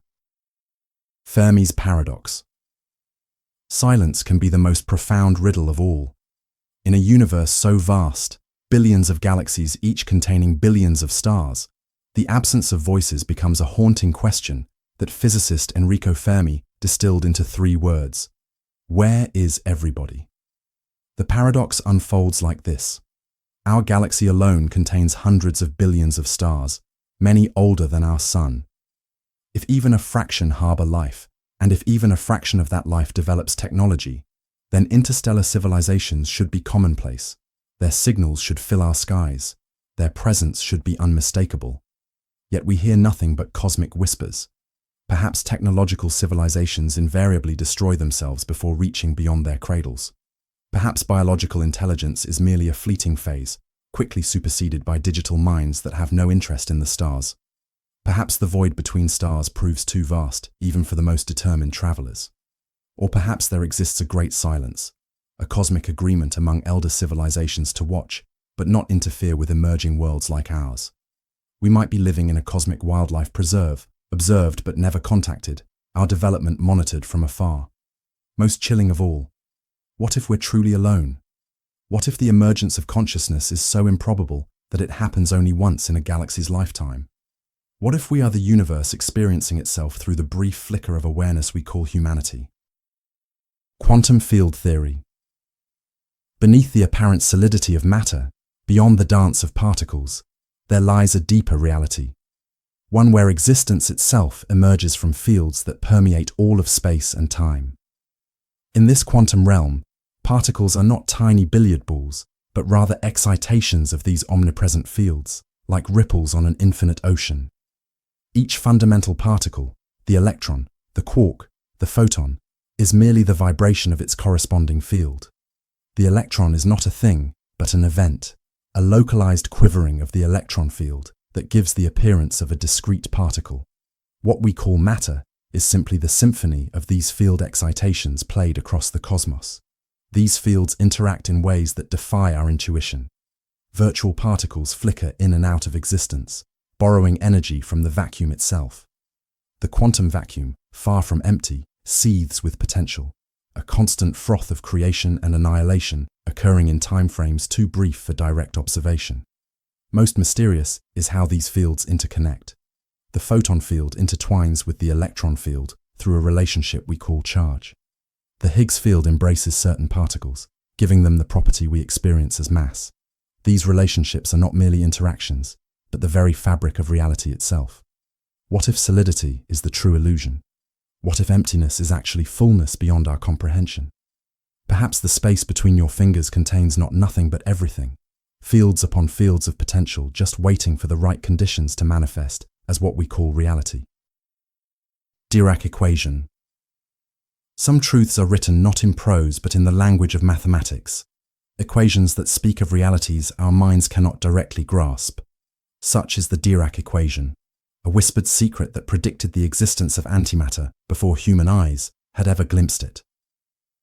In 1928, Paul Dirac sought to reconcile quantum mechanics with Einstein's special relativity.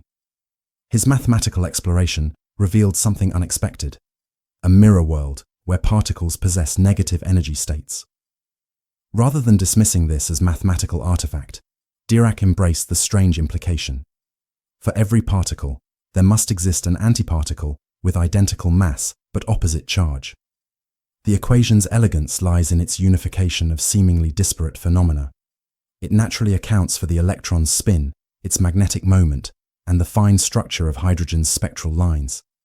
But its most profound revelation was the positron, the electron's antimatter twin, discovered 4 years after Dirac's mathematical prediction. The Dirac equation speaks of symmetries so fundamental they seem almost like cosmic poetry. It suggests that the universe carries within it a perfect balance, where matter and antimatter arise in equal measure from the vacuum's quantum fluctuations. What if this mathematical harmony reveals something deeper about existence itself? What if the universe requires balance at its most fundamental level, not as a physical law, but as a metaphysical necessity? Perhaps in Dirac's equation, we glimpse not just physics, but the underlying aesthetic of reality itself. Higgs field laws. Imagine a cosmic ocean that fills all space, invisible, untouchable, yet fundamental to everything that has weight in this universe.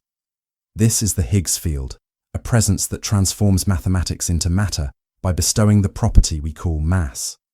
Unlike other quantum fields, the Higgs field is never zero, even in perfect vacuum. It maintains a non-zero value throughout space, what physicists call a vacuum expectation value. This persistent field interacts with particles passing through it, impeding their movement in proportion to their coupling strength. This resistance is what we experience as mass. The Higgs mechanism does not work on all particles equally. Photons pass through the field untouched, remaining massless and free to travel at light speed. Electrons feel a slight drag, gaining modest mass. The top quark experiences profound resistance, becoming one of the heaviest fundamental particles known. In 2012, scientists at CERN observed the field's quantum excitation, the Higgs boson, sometimes poetically called the God particle. Yet the boson itself is merely the ripple that proves the ocean exists. It is the ocean, the field, that gives substance to our reality. What if emptiness is not empty at all, but rather filled with fields that define the very nature of existence? What if the weight you feel when standing is not a force pulling down, but rather the universe whispering to your particles through the Higgs field, telling them how difficult it should be to change their state of motion?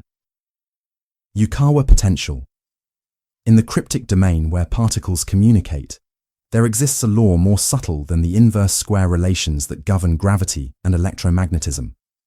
The Yukawa potential describes how forces can be both incredibly strong and astonishingly short-ranged, a cosmic whisper that fades exponentially with distance. First proposed by Hideki Yukawa in 1935, this mathematical relationship emerged from a profound insight. Forces must be carried by particles. For the strong nuclear force that binds atomic nuclei, these messengers, later discovered and named mesons, create an attraction that works only across subatomic distances. The potential takes the form VR equals negative g squared e to the power of negative mu r over r, where mu determines how quickly the force diminishes with distance.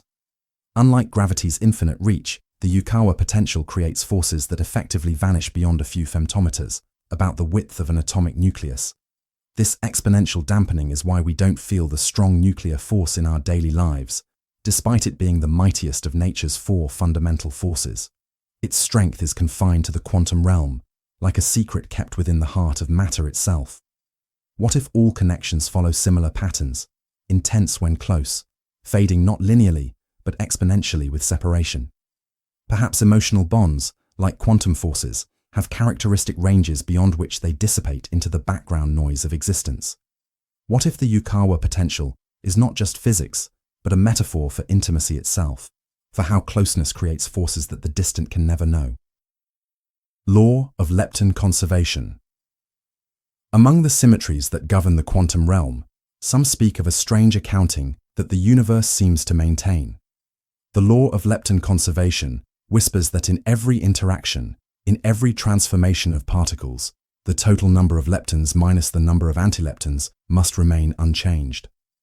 Leptons, the electron, muon, tau, and their associated neutrinos carry a quantum property called lepton number. Their antiparticle counterparts carry the opposite value. This conservation law states that the universe keeps a perfect ledger of these particles, allowing transmutations but never creation or destruction of the fundamental lepton essence.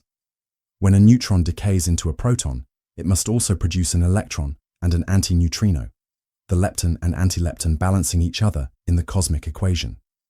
In the fiery hearts of stars, when protons fuse, neutrinos must emerge to maintain this delicate symmetry. For decades, physicists believed this conservation to be absolute, yet recent experiments with neutrinos hint at processes that might violate this law under certain conditions. Oscillations between neutrino flavors and the possibility of neutrinos being their own antiparticles through Majorana mechanisms. What if the universe's bookkeeping is more subtle than our current understanding? What if there exist symmetries so fundamental that they govern not just the behavior of particles, but the very possibility of existence? Perhaps in the conservation laws of quantum numbers, we glimpse not just rules of interaction, but principles that define what can and cannot be in the cosmos. Hubble's law. In the vast ocean of galaxies, a peculiar pattern emerges, a cosmic breath that moves all things apart. Hubble's law whispers of a universe not static, but expanding, where distant galaxies drift away from us with velocities proportional to their distance. When Edwin Hubble peered through his telescope in 1929, he uncovered a relationship both elegant and profound. V equals h0d. The recession velocity of a galaxy, v, equals its distance, d, multiplied by a constant, h0, the Hubble constant. This simple equation revealed that our universe is not merely a collection of objects in space, but space itself, stretching between them. The light from these retreating galaxies shifts toward the red end of the spectrum, a cosmic melancholy, as wavelengths stretch across expanding space. This redshift provides the telltale signature of universal expansion, a Doppler effect written across the cosmos. What makes this law so haunting is its implication. If everything is moving away from everything else, then winding the cosmic clock backward brings all matter to a single point, the Big Bang. Hubble's observation transformed cosmology from speculation to precision science, revealing our universe has a history with a definite beginning. Yet the Hubble constant itself remains elusive. Different measurement techniques yield slightly different values, creating tension in our cosmic model. Is this merely measurement uncertainty, or does it whisper of physics beyond our current understanding? What if this expansion is not merely a physical phenomenon, but a metaphor for consciousness itself? Perhaps as the universe expands outward, awareness expands inward, both creating space where none existed before. What if the loneliness we sometimes feel is an echo of this fundamental drift, as all things move inexorably apart in the river of space-time? Cosmic microwave background radiation. Sometimes the most profound revelations come not as thunderous epiphanies, but as gentle whispers from the void. The cosmic microwave background radiation, CMBR, is the faint afterglow of creation itself, a fossil light that has traveled across nearly 14 billion years to reach our instruments. This omnipresent signal was discovered by accident in 1965, when Arno Penzias and Robert Wilson encountered persistent radio noise they couldn't eliminate from their sensitive antenna. What they had stumbled upon was nothing less than the echo of the Big Bang, thermal radiation from when the universe was just 380,000 years old. The CMBR bathes all of space in microwave radiation, corresponding to a temperature of 2.725 Kelvin, just above absolute zero. It is remarkably uniform, identical in all directions to 1 part in 100,000. Yet within those tiny fluctuations lies the entire story of cosmic structure. These minute temperature variations represent quantum fluctuations from the universe's earliest moments, preserved like fingerprints in cooling clay. They are the seeds from which all cosmic structure grew, the blueprint for every galaxy, star, planet, and living being. When we map the CMBR across the entire sky, we create a baby picture of our universe, the earliest image possible, before the first stars ignited or galaxies formed. It is both the simplest and most information-rich observation in all of cosmology. What if this ancient light carries more than just physical information? What if encoded in its pattern is a message, not from an intelligence, but from reality itself? Perhaps in studying the cosmic background, we are reading the universe's autobiography, written in a language of temperature and polarization that we are only beginning to decipher. Dark matter hypothesis. In the deep choreography of celestial bodies, something unseen conducts the cosmic dance. Stars at the edges of galaxies move too quickly for the gravity of visible matter to hold them in orbit. Galaxies in clusters swirl with velocities that defy the gravitational arithmetic of what we can see. This discrepancy gave birth to the dark matter hypothesis, the proposal that most of the universe's matter exists in a form invisible to our telescopes. It neither emits nor absorbs light, revealing itself only through its gravitational embrace of the cosmos. The evidence accumulates across scales. Galaxy rotation curves flatten instead of dropping off with distance. Gravitational lensing, where massive objects bend light like cosmic magnifying glasses, reveals mass distributions extending far beyond visible matter. The CMBR's subtle patterns and the cosmic web of galaxy superclusters both speak of a universe where ordinary matter comprises merely 15% of all matter. Yet despite decades of searching, no direct detection of dark matter particles has been confirmed. We have given this mystery names: WIMPs, weakly interacting massive particles; MACHOs, massive compact halo objects; axions. But its true nature remains elusive, like trying to identify a dancer by watching only the shadows they cast. What if the darkness is not emptiness, but fullness beyond our perception? What if we are like blind astronomers, inferring the existence of stars through their gravitational effects while missing their radiance? Perhaps dark matter reminds us that reality cannot be reduced to what our senses, even when extended by technology, can directly perceive. Dark energy, mystery. In the silent expanses between galaxies, something stirs, not a force of attraction, but its opposite. Dark energy manifests as cosmic acceleration, a mysterious pressure pushing the universe apart with increasing vigor as eons pass. This revelation came in 1998, when astronomers studying distant supernovae discovered something impossible. The expansion of the universe is not slowing under gravity's influence, but accelerating. Some anti-gravitational essence permeates empty space, comprising roughly 68% of the cosmos's energy content, yet its nature remains perhaps the greatest enigma in modern physics. The simplest explanation, Einstein's cosmological constant, lambda, suggests dark energy is the intrinsic energy of space itself, a constant energy density that grows in total influence as the universe expands. Alternative theories propose quintessence, a dynamic field whose strength varies across time and space, or modifications to Einstein's theory of gravity at cosmic scales. Most perplexing is the value of dark energy's strength, roughly 10 to the power of negative 120 in natural units, a number so unnaturally small it defies theoretical explanation. This cosmological constant problem stands among the most profound mysteries in physics. If current models hold, dark energy will drive an ever-accelerating expansion, eventually isolating all galaxies beyond each other's horizons. In the far future, astronomers would see only their own galaxy, all others having receded beyond detection, cosmic knowledge itself eroding with time.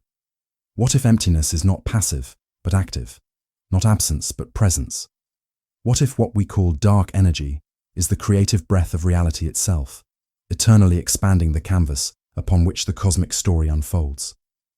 Perhaps in this mysterious acceleration, we glimpse not just physics, but metaphysics, the universe's inherent tendency toward becoming rather than being.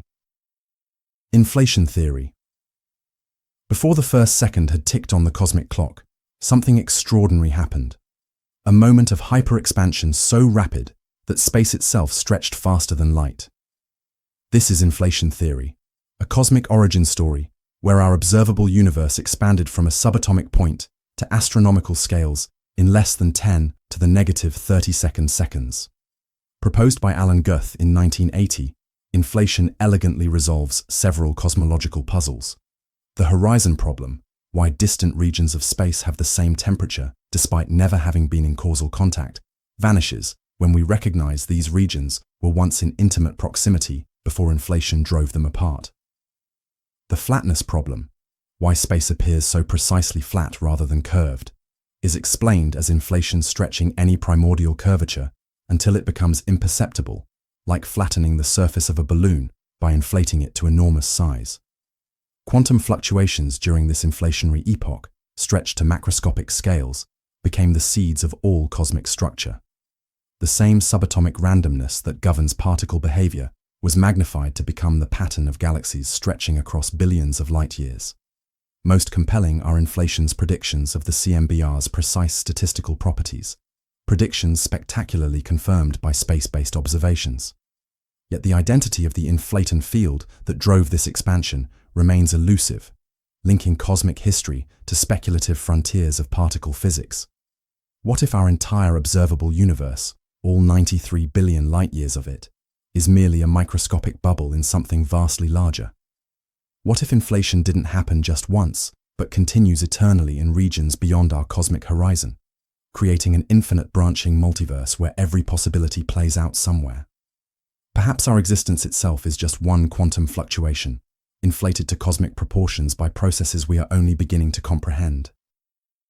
Baryon asymmetry law. In the perfect symmetry of equations, matter and antimatter should have emerged from the Big Bang in equal measure, twins born of pure energy. Yet our universe is dominated by matter, with antimatter existing only in fleeting traces. This cosmic imbalance, the baryon asymmetry, stands as one of physics' most profound mysteries.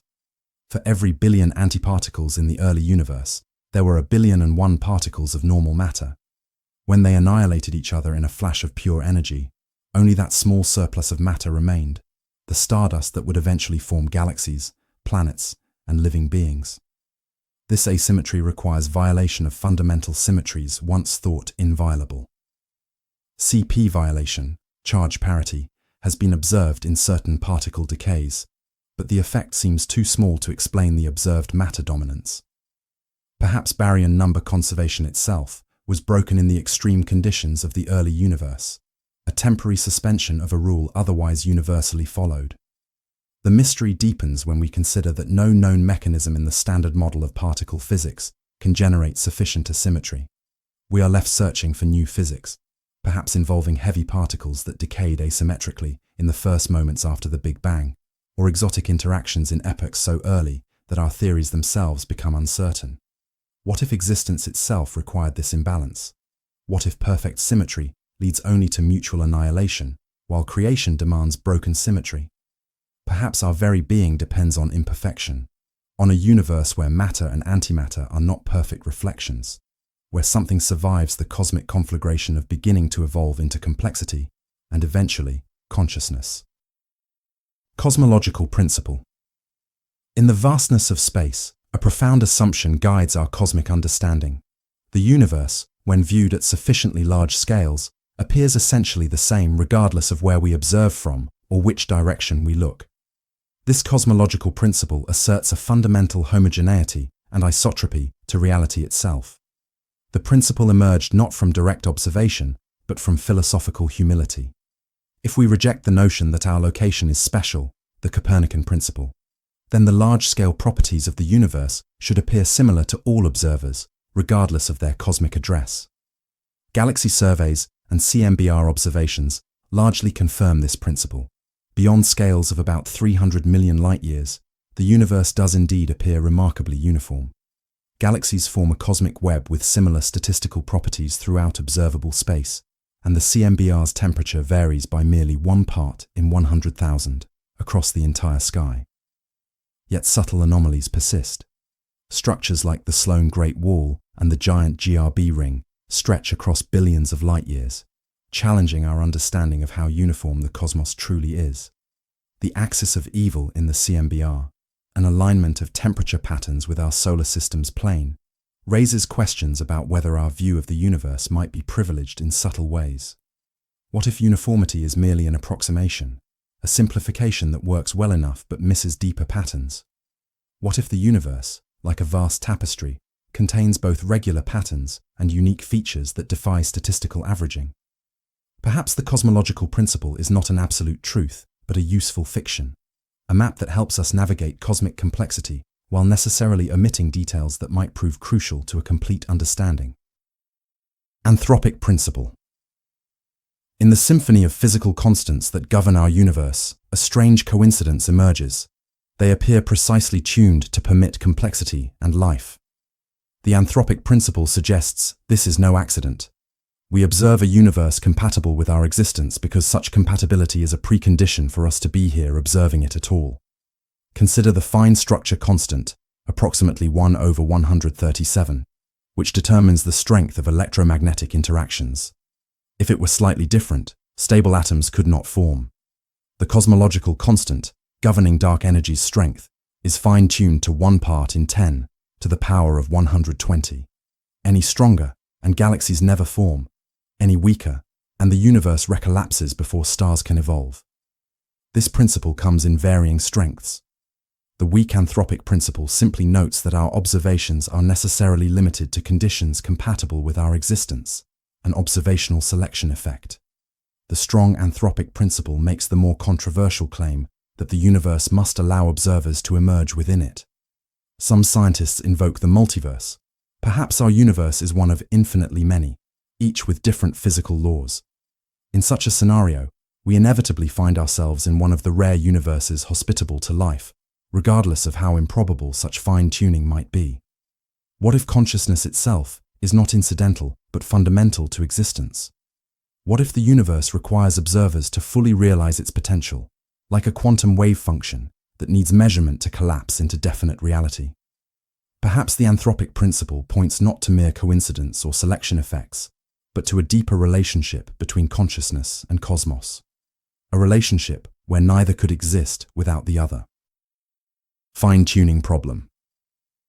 At the heart of modern physics lies a profound question. Why do the fundamental constants of nature have exactly the values they do? Alter the strong nuclear force by just 2%, and stars cannot form. Change the ratio of electron to proton mass, and chemistry becomes impossible. This extraordinary precision in physical parameters constitutes the fine-tuning problem. The neutron is 0.138% heavier than the proton, a tiny difference with enormous consequences. Were this mass difference just slightly smaller, protons would decay into neutrons, and atoms would collapse. Were it slightly larger, neutrons would decay too quickly during the Big Bang for elements heavier than hydrogen to form. The energy density of the vacuum, related to dark energy, appears fine-tuned to 1 part in 10 to the power of 120, a precision beyond comprehension. Had this value been minutely larger, space would expand too rapidly for galaxies to form. Had it been negative, the universe would have recollapsed before life could evolve. Physicists offer various explanations for this apparent design. Some suggest anthropic reasoning and multiverse theories. Perhaps all possible combinations exist somewhere, and we necessarily find ourselves where conditions permit our existence. Others seek a deeper theory that naturally produces these values from first principles, rendering their apparent fine-tuning as inevitable consequences of more fundamental laws. What if these precise calibrations are not coincidences or necessities, but expressions of an underlying simplicity we haven't yet grasped? What if what appears fine-tuned is actually the only possible configuration that creates a logically consistent universe? Perhaps the fine-tuning problem reveals not the improbability of existence, but the poverty of our understanding. A reminder that the map of physics we've drawn remains incomplete. Law of universal expansion. In the ceaseless tide of cosmic becoming, space itself breathes outward, carrying galaxies apart like leaves on an expanding sea. The law of universal expansion describes not objects moving through space, but space itself stretching between them, a profound distinction that transforms how we understand the cosmos. This expansion follows a precise mathematical rhythm. The scale factor A of t, describing how distances evolve with time, obeys the Friedmann equations, derived from Einstein's general relativity. These equations reveal expansion as a dynamic process governed by the density of matter, radiation, and dark energy throughout cosmic history. The expansion has not been constant. For the first more than 7 billion years, gravity's pull gradually slowed it down as matter's attractive influence dominated. Then, as matter diluted and dark energy's influence grew stronger, expansion began accelerating, a cosmic pivot point that occurred long before our solar system formed. Most mysterious is that this expansion violates no cosmic speed limit. While nothing can move through space faster than light, space itself faces no such restriction.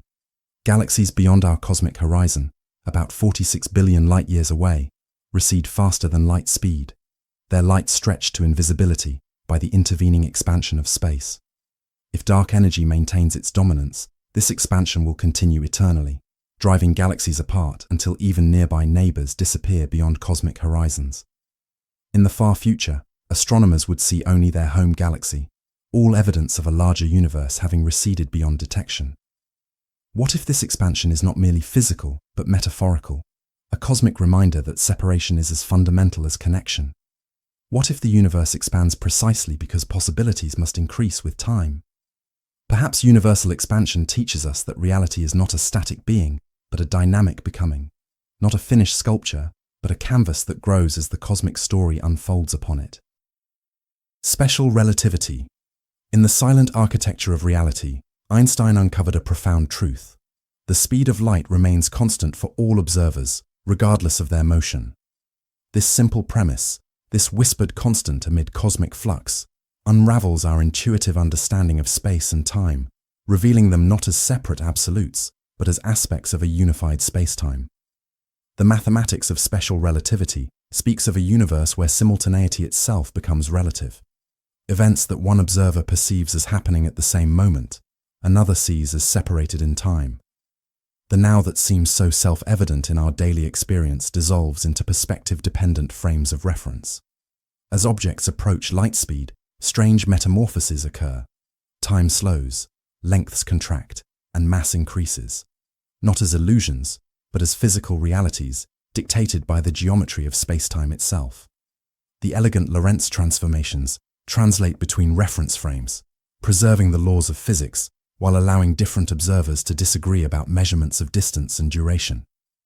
Perhaps most profound is the realization that the cosmic speed limit, 299,792,458 meters per second, is not merely a property of light, but a fundamental constraint on causality itself.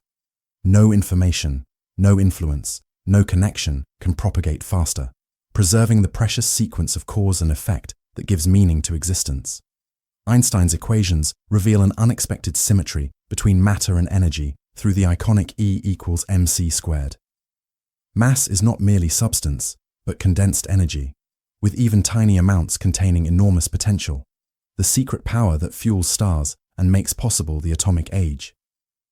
What if these relativistic effects are not merely physical phenomena, but metaphors for perspective itself? What if the lesson of special relativity is that truth depends on viewpoint, not in a subjective sense, but in a deeper way, where reality itself is relationship rather than absolute? Perhaps the cosmic speed limit teaches us that connection, while limited, is what gives structure to a universe that would otherwise be a chaotic simultaneity of disconnected events. General relativity. What if gravity is not a force at all, but the poetry of space curving around mass? In Einstein's general relativity, the dance between matter and spacetime reveals itself.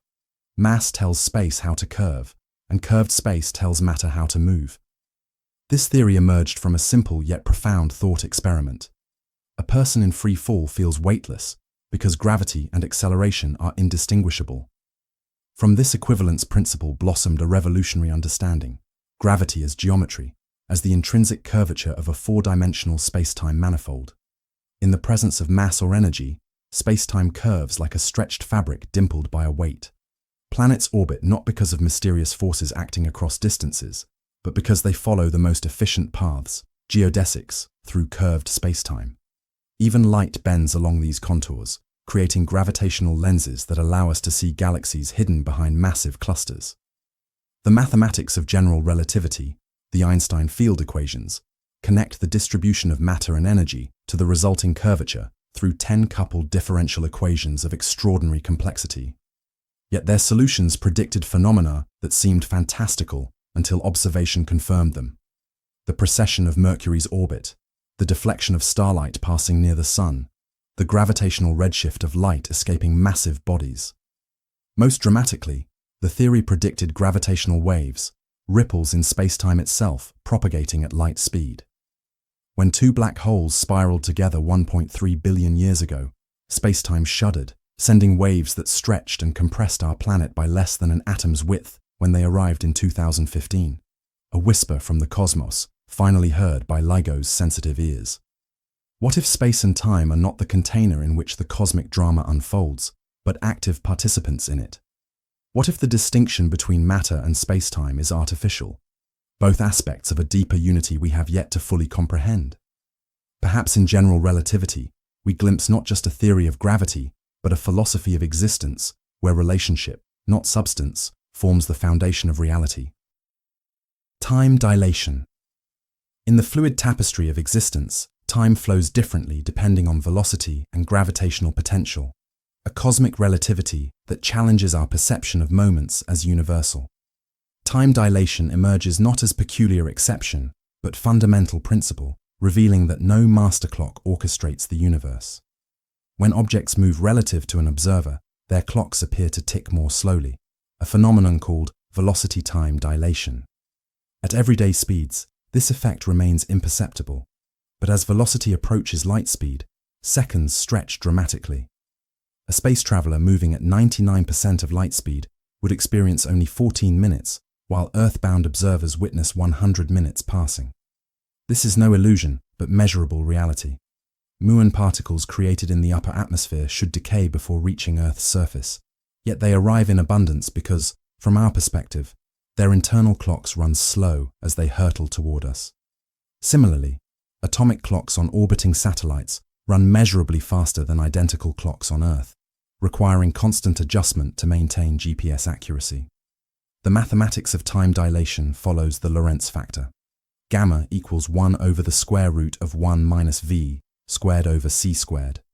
As velocity, v, approaches the speed of light, c, this factor grows toward infinity, creating a temporal asymptote, a mathematical boundary where time would appear to stop completely for an object reaching light speed. What makes time dilation so profound is its reciprocity. Each observer perceives the other's clock as running slow. This apparent paradox resolves in the realization that simultaneity itself is relative. Events that one observer perceives as happening at the same moment, another sees as separated in time. What if our perception of time's flow, this sense of moments passing at uniform rate, is merely a useful approximation? What if time, like space, is fundamentally relative to the observer? Perhaps time dilation reminds us that existence itself is perspective dependent, not in some postmodern relativism, but in the deeper sense that the fabric of reality itself adjusts to accommodate each observer's frame of reference. Length contraction. In the strange arithmetic of high velocities, rulers shrink and distances compress, not through any physical compression, but through the geometry of spacetime itself. Length contraction emerges from the same relativistic principles that dilate time, revealing space and time as aspects of a unified whole that transforms between observers. This contraction occurs only in the direction of motion. A spacecraft moving at near light speed would appear flattened to an external observer, its length along the direction of travel reduced by the same Lorentz factor that slows its clock. L equals L0 over gamma equals L0 square root of 1 minus v squared over c squared. At 99% of light speed, a 100-meter ship would measure just 14 meters long to someone watching it pass. Yet from within the spacecraft, all appears normal. The passengers measure their vessel with the same dimensions as when it was at rest. It is the external universe that seems compressed to them. Stars and galaxies ahead and behind, squeezed closer together, while those perpendicular to their path remain unchanged. This reciprocity resolves the garage paradox. How can a 20-foot pole fit into a 10-foot garage if the pole is moving rapidly? From the garage's perspective, the pole contracts to less than 10 feet. From the pole's perspective, the garage contracts instead, but simultaneity shifts, so the front door closes after the back end of the pole has already passed through. Perhaps most remarkably, length contraction explains why magnetic forces exist. Electrostatic forces between charges transform partly into magnetic effects when viewing moving charges from different reference frames, the electric and magnetic fields revealed as different perspectives on a unified electromagnetic field. What if distance itself is not fundamental, but emergent from more basic principles? What if separation is partly illusion, a consequence of our particular reference frame rather than an absolute reality? Perhaps length contraction hints that connectedness is more fundamental than distinctness, that the perceived distances between objects depend on perspective in ways deeper than mere optical effects. Lorentz transformations. Between different perspectives of reality lies a mathematical bridge, the Lorentz transformations, elegant equations that translate coordinates between reference frames moving relative to each other. Unlike the simple addition of velocities in Newtonian physics, these transformations preserve the speed of light for all observers, while allowing measurements of space and time to differ. The equations themselves possess a haunting symmetry. X prime equals gamma times x minus vt, and t prime equals gamma times t minus vx over c squared, where gamma is the Lorentz factor 1 over the square root of 1 minus v squared over c squared. Space and time intermingle. The new time coordinate depends partly on the old position, the new position on the old time. This mixing reveals spacetime as a unified fabric rather than separate dimensions. These transformations were initially developed by Hendrik Lorentz to explain electromagnetic phenomena, but Einstein recognized their deeper significance. They represent the fundamental structure of spacetime itself. The Lorentz transformations form a mathematical group, meaning they can be combined and reversed while maintaining their essential properties, a profound symmetry at reality's heart.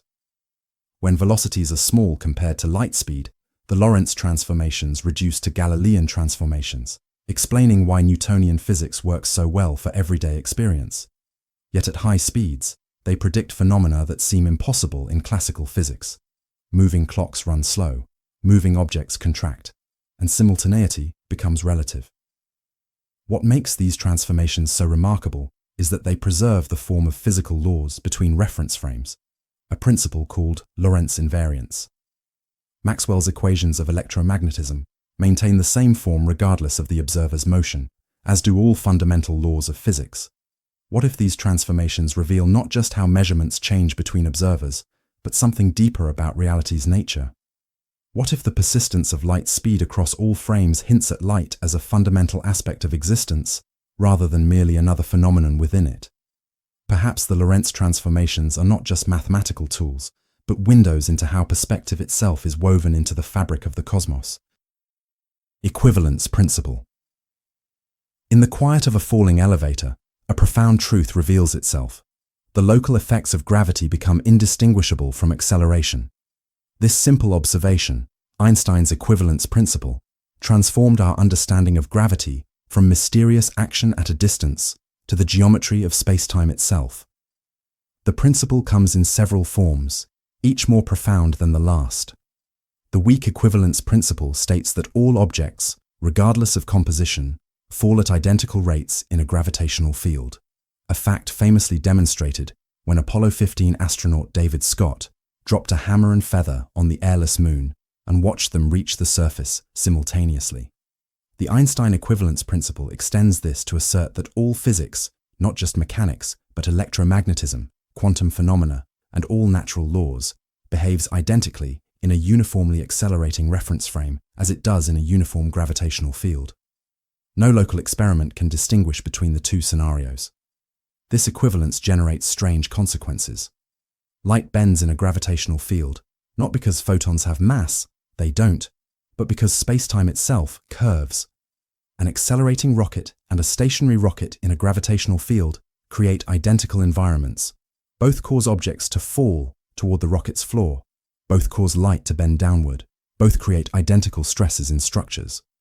Most profound is how the principle dissolves the distinction between inertial and gravitational mass, the resistance to acceleration, and the receptivity to gravitational attraction, revealing them as fundamentally the same property of matter. What if gravity is not a force, but a perspective? Not something that happens to objects, but the natural consequence of how they exist in curved space-time? What if the sensation of weight is merely the resistance of space-time to our deviation from geodesic motion? Perhaps the equivalence principle hints at a deeper truth, that what we call forces might all be manifestations of geometry at scales and dimensions we are only beginning to comprehend. Geodesic motion in curved space-time. In the silent choreography of orbits and trajectories, objects are not pulled by mysterious forces, but follow the natural contours of a curved reality. Geodesic motion describes how matter moves through space-time warped by mass and energy, following not the shortest path, but the straightest possible line through curved dimensions. A geodesic represents the four-dimensional equivalent of a great circle on a sphere, like the routes airplanes follow across Earth's curved surface. Just as the shortest flight path between Tokyo and New York curves over Alaska, rather than proceeding in a straight line on a flat map, objects in space follow curves that represent the straightest possible paths through curved spacetime. The mathematics of geodesics emerges from the geodesic equation, which involves Christoffel symbols, mathematical objects that encode how spacetime curves in different directions. Though complex in their details, these equations express a profound simplicity. Free-falling objects follow paths that maximize their proper time, their experienced duration, through the universe. This principle explains orbital motion without invoking forces.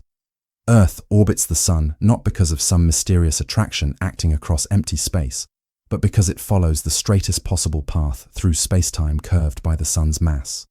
Similarly, light bends around massive objects not because photons are attracted to them, but because the geodesics of spacetime itself curve in their vicinity.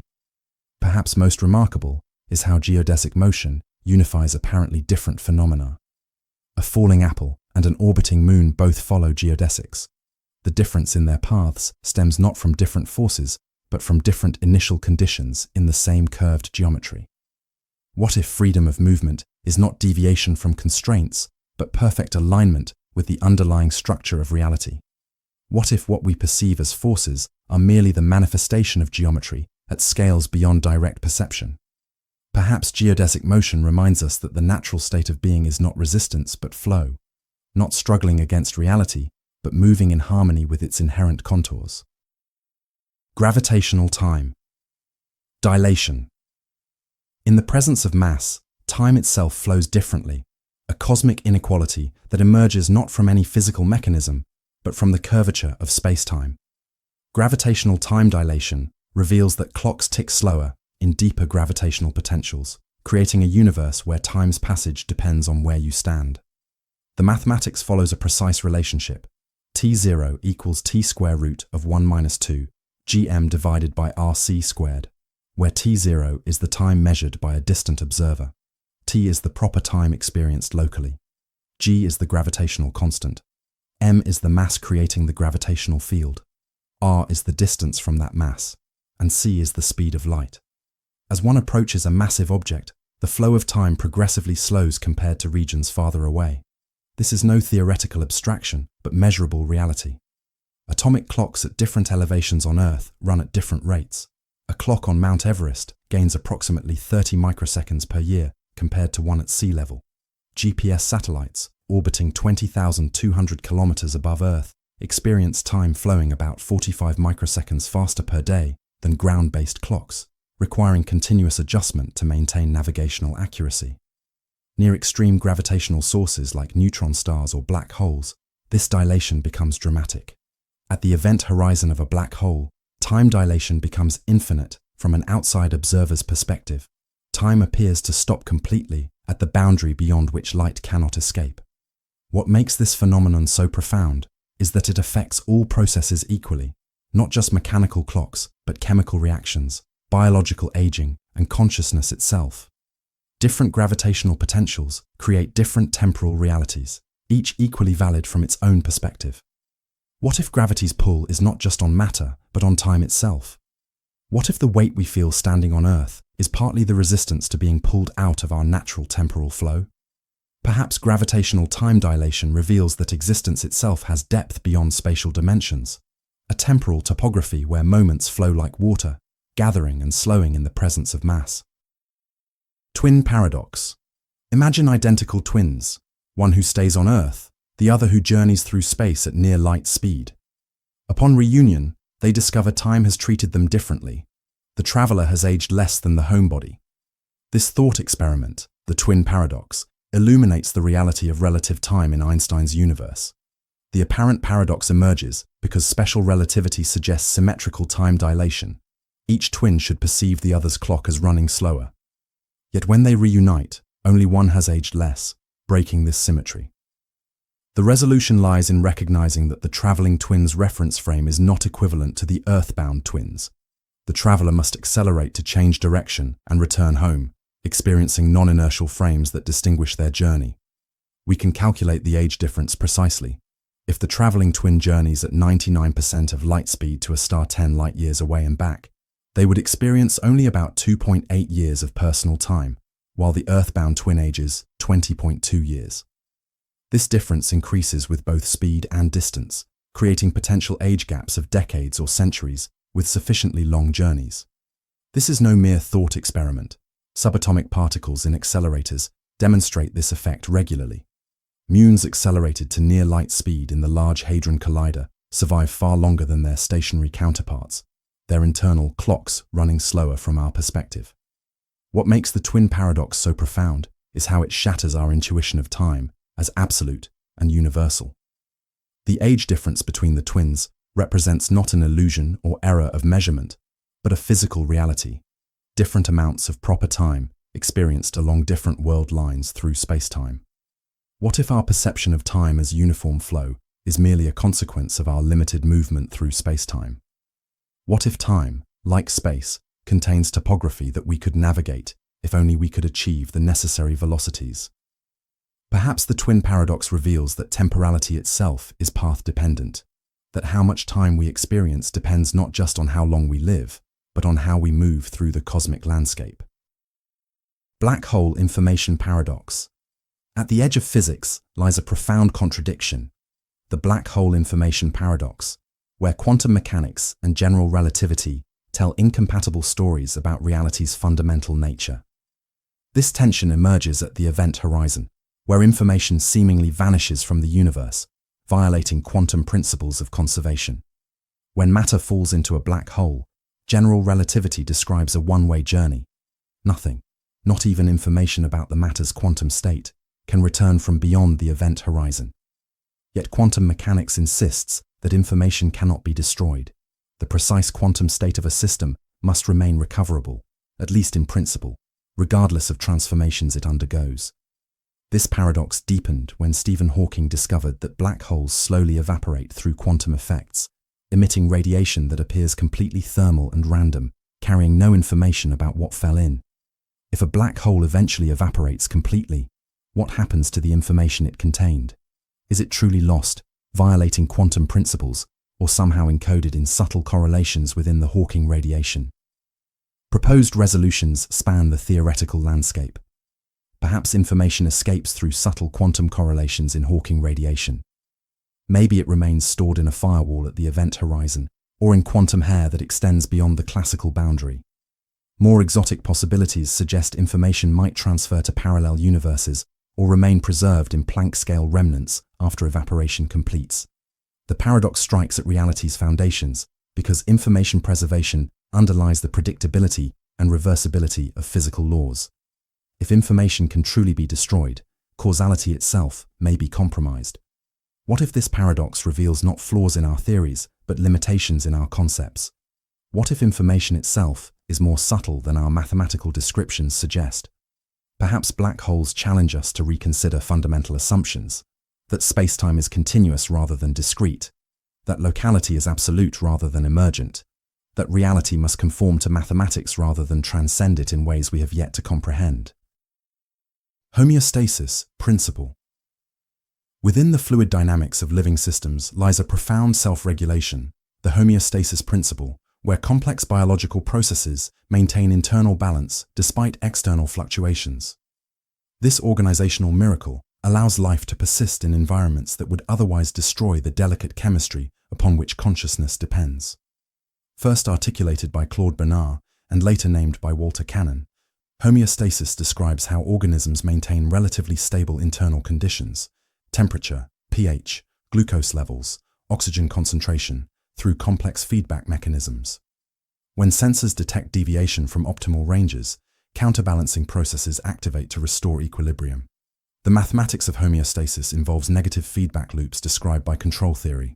A detected change, input, triggers opposing processes, output, that reduce the original disturbance, creating systems that self-stabilize around set points. The body's thermoregulation exemplifies this. When temperature rises, vessels dilate and sweating increases. When it falls, vessels constrict and shivering generates heat. What makes homeostasis remarkable is its hierarchical organization across scales. Individual cells maintain their internal environments, organs regulate specialized functions, and these systems integrate into organism-wide networks coordinated by neural and endocrine signals.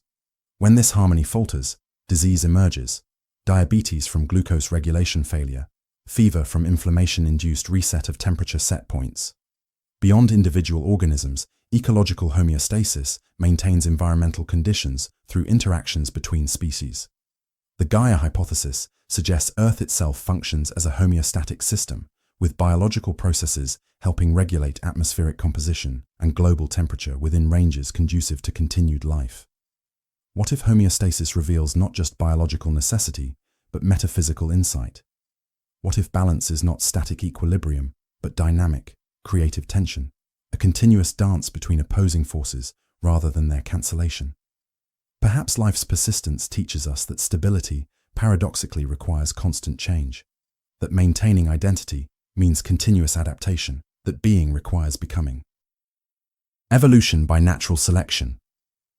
In the patient architect of living forms lies a process both elegant and merciless: evolution by natural selection, where the twin forces of variation and differential survival sculpt complexity from simplicity across deep time. This principle, articulated by Darwin and Wallace, transforms our understanding of life from divine creation to emergent pattern. Natural selection operates through three essential conditions: variation among individuals' inheritable traits, differential reproduction, where some variants leave more offspring than others, and heritability, ensuring offspring resemble their parents. From these simple requirements emerges the appearance of design without a designer. The mathematics of selection can be expressed through the price equation, which quantifies how trait frequencies change across generations based on their correlation with reproductive success. This elegant formulation captures how selection pressure gradually shifts population characteristics toward adaptive peaks in the fitness landscape. the multidimensional map relating trait combinations to reproductive success. What makes evolution profound is its creativity through constraint. Natural selection cannot plan ahead or design optimal solutions, yet it produces exquisite adaptations: the eye's precision, the bat's echolocation, the mimic orchid's deception. These emerge not from foresight, but from the accumulated advantages of countless small variations preserved across millions of generations. Beyond biology, evolutionary principles explain cultural change, technological innovation, and even cosmic development. The fundamental algorithm of variation, selection, and retention appears at multiple scales, from antibodies evolving within a single immune system to ideas competing in the marketplace of culture. What if evolution reveals not just biology's mechanism, but existence's fundamental nature? What if becoming, rather than being, represents reality's true character? Perhaps natural selection teaches us that identity itself is not fixed but fluid, not a static essence, but a dynamic process where persistence requires continuous transformation. In the words of Heraclitus, "No man ever steps in the same river twice, for it's not the same river and he's not the same man." Mendel's laws of inheritance. In the quiet patience of a monastery garden, Gregor Mendel uncovered the discrete mathematics of heredity by observing the humble pea plant. His laws of inheritance revealed a hidden digital code beneath life's analog appearance, traits passed not as blended essences, but as distinct particles we now call genes. The law of segregation states that each organism carries 2 alleles for each trait, but only one randomly passes to each offspring. Like cosmic dice rolling in every reproductive event, this segregation creates statistical patterns of inheritance visible only across many offspring. The law of independent assortment describes how different traits usually inherit independently of each other. Tallness and flower color in peas, for example, show no tendency to remain linked across generations. This independence creates combinatorial diversity, shuffling traits into novel arrangements with each generation. The law of dominance captures how certain alleles mask the expression of their partners, the dominant hiding the recessive until statistical chance brings 2 recessive alleles together in a future generation. This explains how traits can disappear and then reappear across generations. What makes Mendel's insight so profound is that he discovered the quantized nature of inheritance decades before the physical basis of genes was understood. Through careful counting and mathematical analysis, he inferred the existence of discrete hereditary particles from their statistical patterns across generations, like inferring atoms from chemical reactions before microscopes could reveal them. What if discreteness is more fundamental than continuity in nature's design? What if the appearance of smooth gradation often masks underlying digital processes? Perhaps Mendel's laws teach us that reality itself may be fundamentally quantized, that continuous phenomena often emerge from discrete foundations, that the analog and digital aspects of existence intertwine in ways we are only beginning to comprehend. Hardy-Weinberg principle. In the mathematical heartbeat of population genetics lies an elegant equilibrium, the Hardy-Weinberg principle, where allele frequencies remain constant across generations unless specific evolutionary forces intervene. This principle provides the null hypothesis against which we measure the creative forces shaping life's diversity. The mathematics follows a simple binomial expansion: p squared plus 2, pq plus q squared equals 1, where p and q represent the frequencies of 2 alleles in a population. In this equilibrium state, genotype frequencies, p squared homozygous dominant, 2pq heterozygous, and q squared homozygous recessive, remain stable indefinitely across generations. This equilibrium requires specific conditions: random mating, no selection pressure, no mutation, no migration, and infinite population size. Real populations inevitably violate these assumptions, making Hardy-Weinberg equilibrium not a description of nature, but a baseline for measuring deviation. When genotype frequencies differ from the expected ratios, we know evolutionary forces are actively reshaping the population. What makes this principle powerful is its use as a detector of invisible processes. By comparing actual genotype frequencies with the theoretical equilibrium, geneticists can identify selection pressures, detect assortative mating, quantify mutation rates, and measure gene flow between populations, seeing evolution's hidden machinery through its mathematical footprints. The principle extends beyond genetics to any system of competing replicators, from cultural memes to technological innovations, providing a framework for understanding when dynamic forces drive change and when systems reach stable distributions. What if stability is not the absence of forces, but their perfect balance? What if equilibrium states are not nature's default, but rare conditions requiring precise cancellation of opposing influences? Perhaps the Hardy-Weinberg principle teaches us that stasis itself is special, that constant change represents the universe's natural state, and permanence emerges only when transformation forces precisely counterbalance, creating islands of stability in the river of becoming. Epigenetic regulation. Beyond the digital code of DNA lies a subtle layer of biological information, epigenetic regulation, where chemical modifications to DNA and its packaging proteins control gene expression without altering the genetic sequence itself. This system of molecular switches creates multiple readings from the same genetic text, allowing a single genome to produce hundreds of cell types with identical DNA, but dramatically different functions. The mechanisms involve chemical markers that determine whether genes are accessible or silenced. DNA methylation adds methyl groups that typically suppress gene activity. Histone modifications, acetylation, methylation, phosphorylation, alter how tightly DNA wraps around these packaging proteins, controlling gene accessibility. And non-coding RNAs guide regulatory complexes to specific DNA regions, fine-tuning genetic expression. Unlike genetic mutations, many epigenetic modifications can change during an organism's lifetime in response to environmental factors, diet, stress, toxin exposure, even social interactions. Some of these changes may persist through cell divisions and, controversially, occasionally through generations, creating a limited form of inheritance for acquired characteristics once thought impossible under strict Mendelian genetics. What makes epigenetics profound is how it bridges the nature versus nurture divide, creating molecular mechanisms by which experience can influence gene expression. Early life stress can alter methylation patterns in genes controlling stress response. Nutritional deficiency during pregnancy can affect metabolism regulation in offspring. And traumatic experiences may leave epigenetic marks detectable decades later. The field transforms our understanding of development, disease, and even evolution. Cancer often begins with epigenetic dysregulation before genetic mutations accumulate. Aging involves progressive loss of proper epigenetic patterning, and epigenetic plasticity may allow organisms to adapt to environmental changes more rapidly than waiting for adaptive mutations. What if the boundary between organism and environment is more permeable than we imagined? What if our experiences write themselves into our molecular being, not just through memory, but through biochemical changes that alter how our genetic code expresses itself?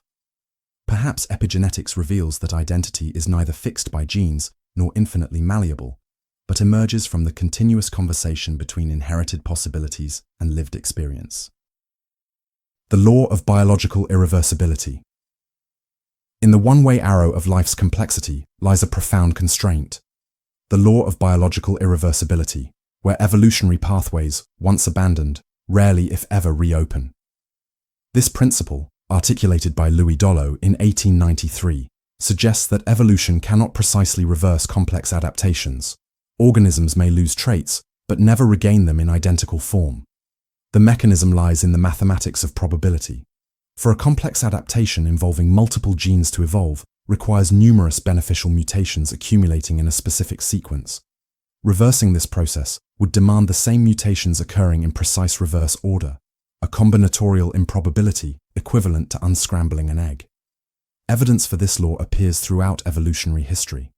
Whales evolved from land mammals and returned to aquatic life, yet their flippers contain the same bone structure as terrestrial limbs rather than reverting to fish-like fins.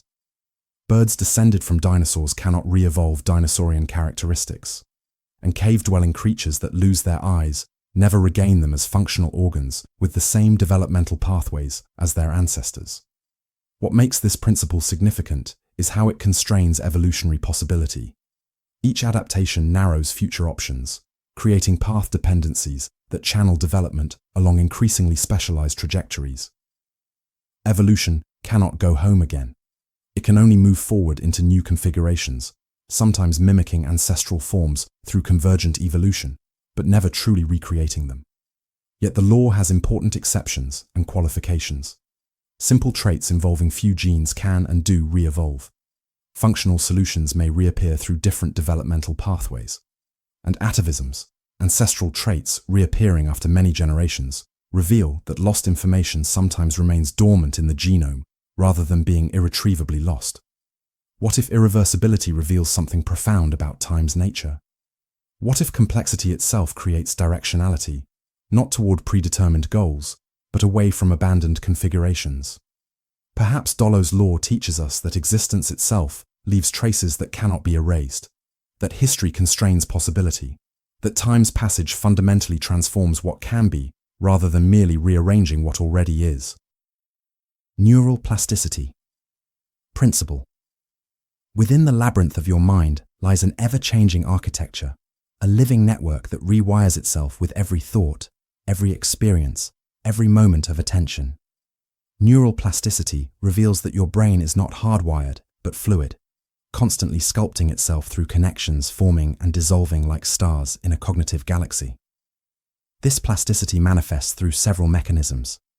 Synaptic plasticity strengthens or weakens connections between neurons based on their synchronized firing patterns. Neurons that fire together, wire together. Structural plasticity creates entirely new connections through dendrite growth and synaptogenesis. And in certain brain regions, adult neurogenesis generates entirely new neurons throughout life, challenging centuries of dogma that neural birthdays ended in development. The phrase, "use it or lose it," reflects competitive plasticity. Neural territories devoted to unused functions get repurposed. When blindness occurs, visual cortex regions gradually reassign themselves to enhance touch or hearing. Pianists develop enlarged motor areas controlling finger dexterity. Meditation practitioners show measurable growth in regions governing attention and emotional regulation. This plasticity follows critical periods, windows of heightened malleability when experience profoundly shapes neural architecture. Language acquisition flows effortlessly in childhood, but requires extraordinary effort after puberty. Visual processing requires early light exposure to develop properly. Yet even in adulthood, the brain remains remarkably adaptable, though requiring more intensive stimulation to remodel its circuitry. Perhaps most profound is how plasticity empowers recovery from injury. After stroke damages brain regions, surrounding territories can sometimes adopt lost functions. Through directed neuroplasticity, targeted exercises exploiting the brain's adaptability, patients might recover capabilities once thought permanently lost. What if consciousness itself emerges from this ceaseless remodeling? What if the self is not a fixed entity, but a dynamic pattern sustained through constant neuroplastic renewal? Perhaps in neural plasticity, we glimpse a fundamental truth about existence, that identity persists not through static persistence, but through continuous transformation, that being is not a noun, but a verb, an ongoing process of becoming. The binding problem, consciousness. In the symphony of awareness arises a profound enigma, the binding problem, where distributed neural processing somehow coalesces into unified conscious experience. How does your brain, processing different aspects of reality in separate regions, create the seamless narrative you call consciousness? Your visual cortex processes color, motion, shape, and location in distinct areas. Your auditory cortex separately analyzes pitch, rhythm, and spatial location of sounds. Touch, smell, emotion, memory, all engage different neural territories. Yet you experience not fragmented features but unified objects and scenes, not disjointed sensations but coherent perception. Several mechanisms may contribute to this binding. Temporal synchrony suggests neurons representing features of the same object might fire in precise rhythmic patterns, creating a temporal signature that unifies distributed processing. Convergence zones propose that hierarchical brain regions integrate information from specialized areas into progressively unified representations. And recurrent processing suggests consciousness emerges from signals flowing not just forward through sensory hierarchies, but backward through feedback connections. The binding problem extends beyond sensory integration to the unity of consciousness itself. How does a brain with no central controller create a single coherent experience rather than multiple independent streams of awareness? Why does consciousness feel like something happening to someone rather than disembodied information processing? This question bridges neuroscience and philosophy, challenging purely materialist explanations of mind. Some theorists propose consciousness emerges from integrated information, from the brain's ability to combine information in ways that create something greater than the sum of its parts. Others suggest quantum coherence might bind neural processes into unified fields of experience. What if the binding that creates unified consciousness reflects a deeper truth about reality itself? What if separation is the illusion and connection the fundamental state? Perhaps in studying how distributed processing becomes unified experience, we glimpse not just neuroscience, but metaphysics, the nature of unity and multiplicity, the relationship between parts and wholes that defines existence itself. The free energy principle. In the silent mathematics of consciousness lies an elegant framework, the free energy principle, where mind emerges from a single imperative: minimize the difference between what you expect and what you perceive. This principle, formulated by Carl Friston, suggests that all adaptive systems, from single cells to human brains, function to reduce prediction error. The mathematics centers on variational free energy, a quantity that bounds the disparity between an organism's internal model of the world and reality itself. By minimizing this free energy, systems implicitly resist entropy and maintain their organization despite existing in fluctuating environments. This minimization happens through two complementary processes. Either perception updates internal models to better match sensory input, perception, or action changes the world to better match predictions, action. Your expectations continuously shape what you perceive, and your actions continuously reshape your environment to confirm what you expect, a perpetual dance between model and reality. Applied to neuroscience, this principle reframes the brain not as a passive processor of sensory information, but as an active prediction engine, constantly generating hypotheses about incoming sensations.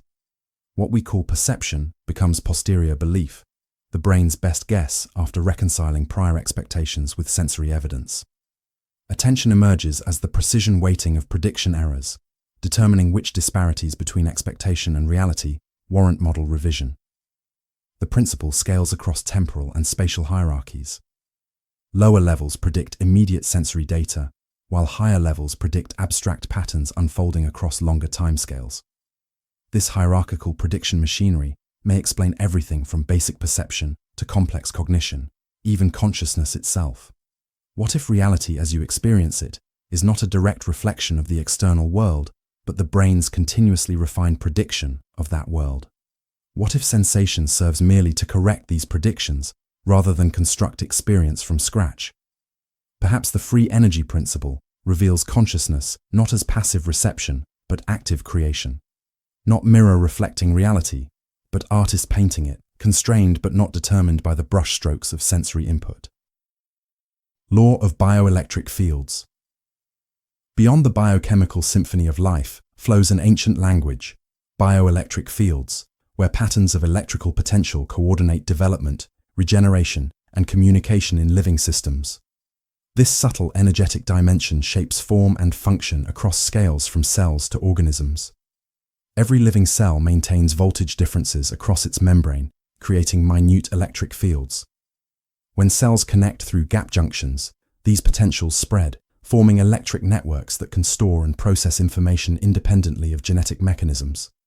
These bioelectric patterns, distributions of charged ions, encode instructions for growth, orientation, and identity that guide development alongside biochemical signals. The evidence appears throughout nature. Planarian flatworms, when cut into pieces, regenerate based partly on bioelectric patterns that persist after injury. Manipulating these fields without changing genes can create two-headed flatworms that pass this trait to offspring through altered bioelectric memory. Frog embryos with disrupted bioelectric patterns develop eyes in unusual locations, like tails or guts. In humans, these fields potentially influence wound healing, cancer progression, and neural function. The heart generates the body's strongest bioelectric field, measurable several feet from the body. The brain's electric activity, though weaker, creates complex patterns that correlate with states of consciousness. and acupuncture meridians may relate to pathways of electrical conductance through connective tissue. What makes bioelectric fields profound is how they bridge between physical and informational aspects of life. These fields arise from physical ion movements, yet carry patterned information that shapes development in ways that transcend simple chemical gradients. They represent a layer of biological control that operates alongside genetics and biochemistry. What if life's organizing principles extend beyond molecules to include patterns of energy? What if form emerges not just from genetic templates, but from dynamic electromagnetic fields that guide development? Perhaps bioelectric phenomena reveal that living systems are not merely chemical factories, but complex electromagnetic entities, organisms whose physical form manifests partly through subtle energetic patterns that conventional biology is only beginning to recognize. Chaos theory. In the hidden order of disorder lies a profound mathematics, chaos theory, where deterministic systems generate unpredictable outcomes through extreme sensitivity to initial conditions. This revelation transforms our understanding of complexity from random noise to deterministic unpredictability. Edward Lorenz discovered chaos accidentally while modeling weather patterns. Rounding a variable from 0.506127 to 0.506 completely transformed his simulation's outcome, revealing that infinitesimal differences in starting conditions can yield dramatically divergent results over time, the essence of chaos. Chaotic systems follow precise mathematical rules, yet remain fundamentally unpredictable beyond short timescales. The Lorenz attractor, the famous butterfly-shaped pattern emerging from his equations, demonstrates how chaotic trajectories never repeat, yet remain confined within specific boundaries. These strange attractors represent the limited possibilities within chaos, patterns within randomness, constraints within freedom. What makes chaos theory revolutionary is how it bridges order and disorder. Between the perfect predictability of simple systems and the statistical randomness of complex ones lies the edge of chaos, where systems display both structure and surprise, both pattern and novelty. In this middle territory, complex adaptive systems like ecosystems, economies, and minds appear to operate.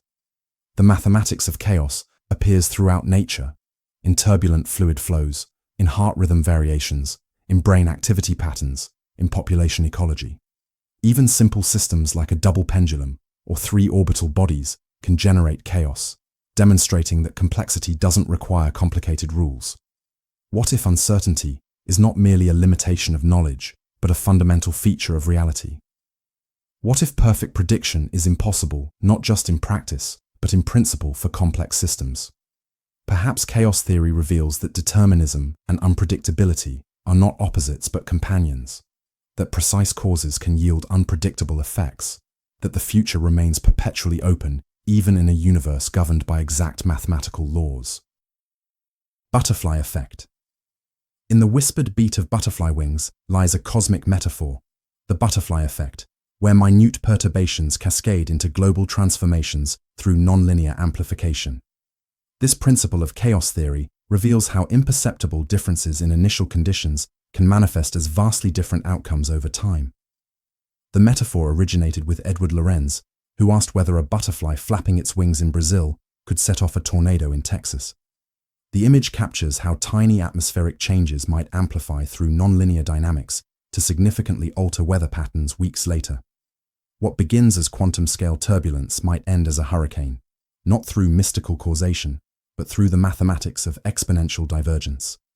This sensitivity manifests in the mathematical exponent known as a Lyapunov exponent, which measures how quickly nearby trajectories in a system separate. Positive exponents indicate chaos. Predictability decays exponentially with time. In weather systems, practical predictability limits hover around 2 weeks, beyond which butterfly effects accumulate to render forecasts little better than guesswork. The butterfly effect appears throughout nature and society. Minor genetic variations during development create the unique details of each human face. Historical contingencies, a moment's decision, a chance meeting, cascade through time into profound consequences. Perhaps consciousness itself emerges from quantum-scale neural events amplified through chaos into the macroscopic activities of awareness. What makes this principle profound is how it challenges causality itself. In highly sensitive systems, effects may appear vastly disproportionate to their causes, obscuring the connection between them. Causation becomes practically untraceable even when theoretically deterministic. What if history's great events hung not on momentous decisions alone, but on countless tiny contingencies? What if free will operates partly through butterfly effects, where microscale neural variations amplify into macroscale choices? Perhaps the butterfly effect teaches us that significance bears no relationship to scale, that the momentous and the minute are not separate categories, but part of a continuous causal fabric where everything, no matter how small, potentially matters. Fractal geometry. In the recursive patterns of nature lies a mathematical poetry. Fractal geometry, where complex structures emerge from simple rules repeated across scales. These self-similar patterns, discovered by Benoit Mandelbrot, reveal a hidden order in apparent irregularity, transforming how we understand natural forms. Unlike Euclidean shapes with integer dimensions, fractals possess fractional dimensions that quantify how they fill space. The Mandelbrot set, perhaps the most famous fractal, emerges from iterating a simple equation, z to z squared plus c. As this operation repeats, extraordinary complexity emerges, infinite detail revealing similar patterns regardless of magnification, boundaries of infinite length containing finite areas. Nature abounds with approximate fractals. Coastlines appear more intricate at higher resolutions, exhibiting similar irregularity whether viewed from space or while walking the shore. Tree branching patterns repeat across scales from trunk to twigs. Lightning, river networks, cloud formations, mountain ranges, all display fractal characteristics where similar patterns recur at different magnifications. The human body itself embodies fractal design. Your circulatory system branches fractally to efficiently deliver blood to every cell. Your lungs maximize surface area through fractal bronchiole branching. Your neural architecture, heart rhythms, and even DNA folding patterns display self-similarity across scales. This geometry offers practical applications beyond description. Fractal antennas provide broadband reception in minimal space. Fractal analysis of retinal blood vessels aids early disease detection, and fractal compression algorithms efficiently encode images by capturing their inherent self-similarity. What if reality itself possesses scale invariance, patterns repeating from quantum foam to cosmic web? What if the distinction between simple and complex is illusory? Complex forms emerging from simple rules iterating across scales. Perhaps fractal geometry reveals a profound truth, that nature's creativity emerges not from complexity of process, but from simplicity iterating recursively, creating infinite novelty from finite principles through the mathematics of self-reference. Self-organization principle. In the spontaneous order emerging from chaos lies a profound paradox. The self-organization principle, where complex patterns arise not from external design, but from the local interactions of countless components following simple rules. This emergence of order without orchestration challenges our intuition that complexity requires a designer. The mathematics involves non-linear dynamics and feedback loops, where small perturbations can trigger large-scale pattern formation through amplification of fluctuations around instability points. When a system moves far from equilibrium, consuming energy flows, it can spontaneously develop ordered structures that dissipate energy more efficiently than disordered states. Examples permeate nature. Snowflakes form their intricate six-fold symmetry, not from a template, but from water molecules crystallizing under specific conditions. Slime molds without central coordination assemble into efficient networks, rivaling human-engineered transportation systems. Firefly swarms synchronize their flashing through simple mutual influences, creating mesmerizing displays without a conductor. Perhaps most remarkably, self-organization appears crucial for life itself. In the primordial soup of early Earth, lipid molecules spontaneously formed cell-like vesicles. Protocells may have emerged through self-organizing chemical reactions, creating the first boundaries between self and environment without genetic templates to guide them. The principle extends beyond biology into human systems. Cities develop distinctive neighborhoods without central planning. Languages evolve complex grammars without committees designing rules. Economic markets coordinate innumerable independent decisions into functional resource distribution. What if creation requires no creator? What if order emerges not despite randomness, but because of it? Fluctuations exploring possibilities until self-reinforcing patterns appear. Perhaps self-organization reveals that the universe possesses an inherent tendency toward complexity, not guided toward predetermined ends, but exploring the adjacent possible through the mathematics of feedback and nonlinearity, creating forms whose elegance seems designed precisely because it emerges from natural principles rather than artificial constraints. Law of emergence. Between the microscopic and the macroscopic lies a profound transition, the law of emergence, where complex systems develop properties that cannot be reduced to or predicted from their constituent parts. This principle reveals how novelty enters the universe, how more becomes different across levels of organization. Emergence manifests in two forms. Weak emergence creates properties predictable in principle, though often not in practice, from component interactions, like temperature emerging from molecular kinetic energy, or liquidity emerging from water molecules. Strong emergence suggests properties that cannot even in principle be derived from lower-level laws, consciousness arising from neurons perhaps, or life from chemistry. The mathematics involves threshold effects, nonlinear interactions, and feedback loops that amplify microscopic fluctuations into macroscopic patterns. When enough components interact with sufficient connectivity, phase transitions can occur, critical points where systems suddenly display qualitatively new behaviors, like water molecules abruptly transitioning from liquid to crystalline ice. Examples surround us. Individual neurons know nothing of consciousness, yet billions together somehow generate awareness. Individual birds have no concept of murmuration patterns, yet flocks create fluid aerial choreography through simple interaction rules. Individual humans follow local customs, yet cultures with distinctive characteristics emerge across populations. What makes emergence profound is how it challenges reductionism, the belief that understanding parts automatically grants understanding of wholes. Emergent systems require additional principles to explain their behavior, principles that may be invisible at component levels, yet govern system-wide dynamics. What if reality consists not of a single fundamental layer, but of semi-autonomous levels, each with its own valid laws and patterns? What if causation flows not just upward from physics to chemistry, to biology to mind, but also downward as emergent patterns constrain and shape their components? Perhaps emergence teaches us that the universe is not a machine assembled from elementary particles, but a hierarchy of patterns, each level authentic, each with its own logic, each beautiful in its own right, yet participating in something greater. Nonlinear dynamics. In the mathematics of change lies a profound complexity.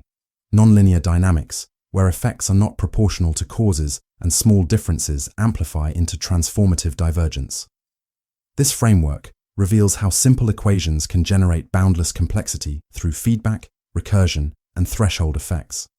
Unlike linear systems, where outputs scale proportionally with inputs, double the cause, double the effect, nonlinear systems involve variables that multiply, divide, or exponentiate each other, creating disproportionate responses.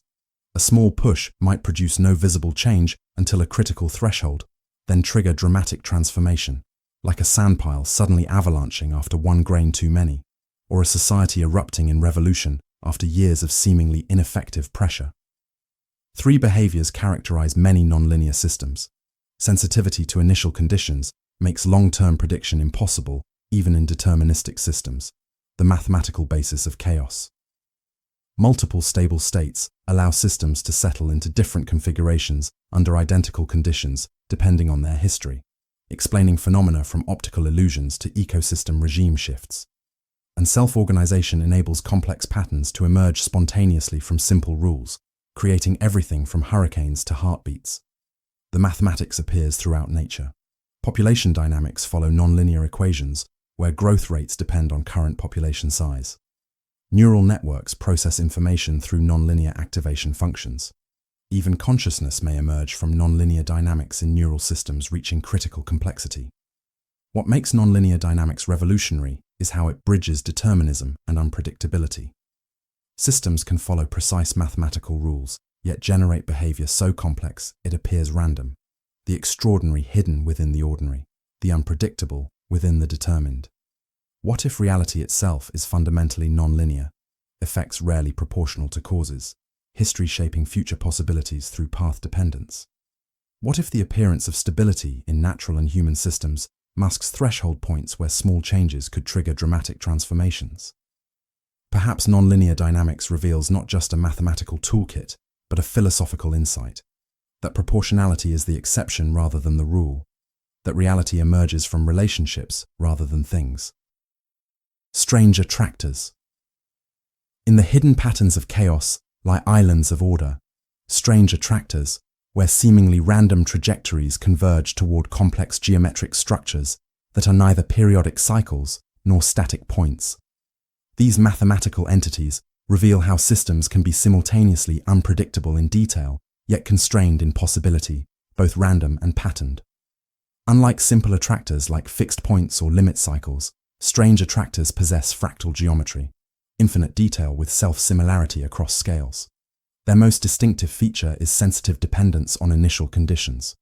Trajectories starting infinitesimally close will separate exponentially over time, while remaining confined within the attractor's overall structure, never repeating exactly yet, never escaping the attractor's influence.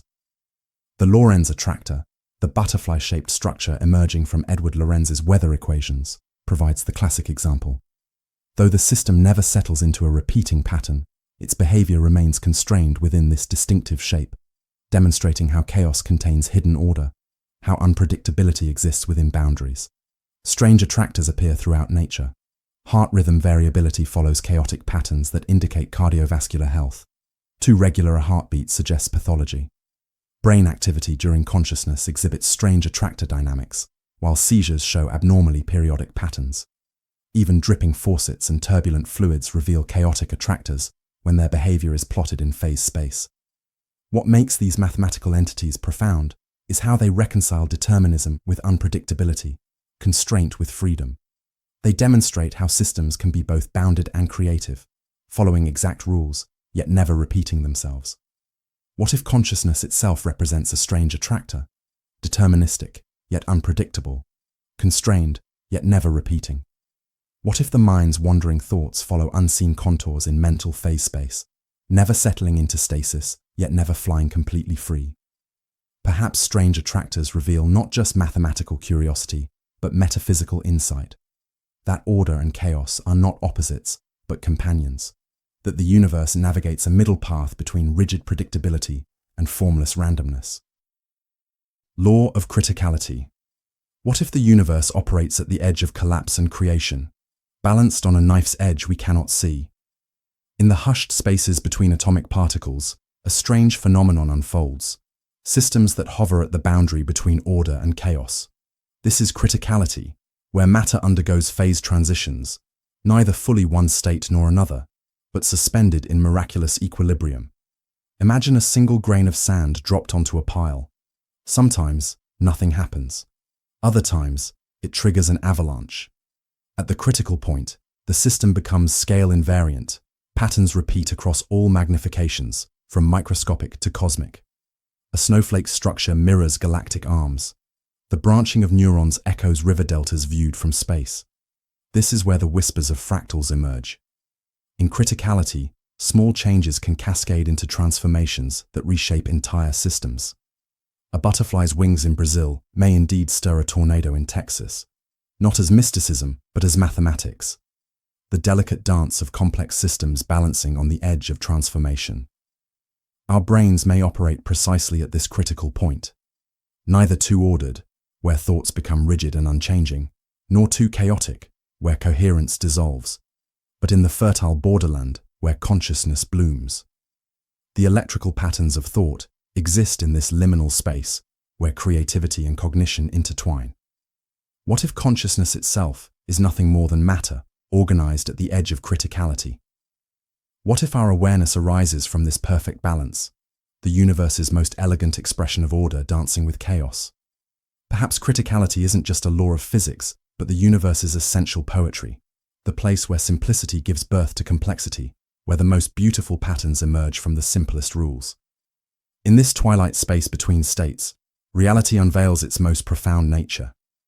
What if we ourselves are walking expressions of criticality, finite bodies containing infinite possibilities, balanced perfectly between being and becoming? Law of scaling. A strange thing happens when patterns repeat across different sizes, as if the universe is whispering the same secret at different volumes. Scale, the dimension that bridges the infinitesimal with the infinite. As we zoom in or out from any natural system, unexpected relationships emerge. A coastline measured in miles differs from one measured in inches, revealing more detail with each magnification, stretching toward infinite complexity contained in finite space. This is the quiet revelation of scaling laws, mathematical relationships that describe how properties change with size. A mouse's heart beats hundreds of times per minute, an elephant's merely dozens. Yet both creatures live for approximately the same number of heartbeats. Time itself seems to scale with size, flowing differently based on magnitude. In the veins of leaves and the branching of trees, in river networks and lightning bolts, the same patterns recur. They aren't identical, but they rhyme, mathematical echoes across vastly different scales. Blood vessels in your lungs mirror the branching patterns of cosmic filaments connecting galaxy clusters. Scaling follows power laws, relationships where doubling the input doesn't double the output, but rather raises it to a power. This creates the non-linear world we inhabit, where intuition often fails. Cities obey these laws. When a city doubles in size, it requires only 85% more infrastructure, but produces 115% more innovation. Something emerges in the scaling, a hidden efficiency, a ghost in the mathematical machine. What makes scaling laws so mysterious is their universality. They appear in biology, geology, economics, linguistics, domains with seemingly nothing in common, as if the universe has a single underlying grammar expressing itself through different vocabularies. If the cosmos speaks in patterns that repeat across all scales, what if we ourselves are both the pattern and its reflection? What if each of us contains, in microcosm, the structure of the entire universe? Rule-based complexity. What if the most intricate tapestries emerge from the simplest threads? In the silent space between order and chaos lies a realm where elementary rules cascade into dazzling complexity. Structures so elaborate they appear designed, yet arise spontaneously from minimal instructions repeated without end. The universe whispers this secret everywhere we look. Snowflakes with their hexagonal symmetry, yet infinite variation. The spiraling chambers of nautilus shells following mathematical proportions. Fractal coastlines whose patterns repeat at every scale. All these emerge not from complex blueprints, but from simple rules applied recursively across space and time. Consider the game of life, Conway's mathematical universe where cells live or die based on just 4 rules about their neighbors. From these minimal instructions emerge pulsing gliders, self-replicating patterns, computational structures, a universe of complexity from almost nothing. Or contemplate cellular automata, where a line of cells evolving by elementary rules can generate patterns indistinguishable from randomness despite their deterministic origins. The Mandelbrot set, that iconic shape of psychedelic borders and infinite regression, emerges from repeatedly applying a simple equation, z squared plus c, nothing more. Yet its boundary contains infinite complexity, self-similar patterns repeating yet never exactly duplicating across endless scales of magnification. Perhaps this principle extends beyond mathematics. DNA, 4 simple base pairs arranged in sequences, creates the astonishing diversity of life through rules of replication and expression. Language, finite vocabularies governed by grammar, generates limitless expressions of thought and emotion. Consciousness itself might emerge from networks of neurons following elementary rules of connection and activation. What if rule-based complexity reveals something essential, not just about patterns, but about creation itself? Could the richness we observe throughout reality be emerging not from detailed top-down design, but from bottom-up processes, simple rules cascading into symphonies of structure, iterating across time until complexity blooms like fractals unfurling into infinite detail? Is the universe perhaps not an elaborate mechanism, but a simple algorithm running for billions of years? Gödel's incompleteness. Theorems applied to physics. What if the language of mathematics, our most trusted tool for understanding reality, contains truths that cannot be proven within its own framework? In The Silence Between Equations, Kurt Gödel revealed a stunning paradox. Any consistent mathematical system complex enough to describe basic arithmetic must contain statements that are true but unprovable within that system. This elegant wound in the fabric of logic echoes far beyond mathematics. When we turn this lens toward physics, our mathematical description of reality, a haunting possibility emerges. Perhaps the laws of nature, too, contain truths that cannot be derived from any set of fundamental equations. No matter how elegant our theories, no matter how powerful our mathematics, there may exist aspects of physical reality that forever resist formal proof. Consider quantum mechanics and general relativity, two profound descriptions of reality that refuse reconciliation. What if this incompatibility isn't merely a limitation of our current understanding, but a necessary consequence of Gödel's insight?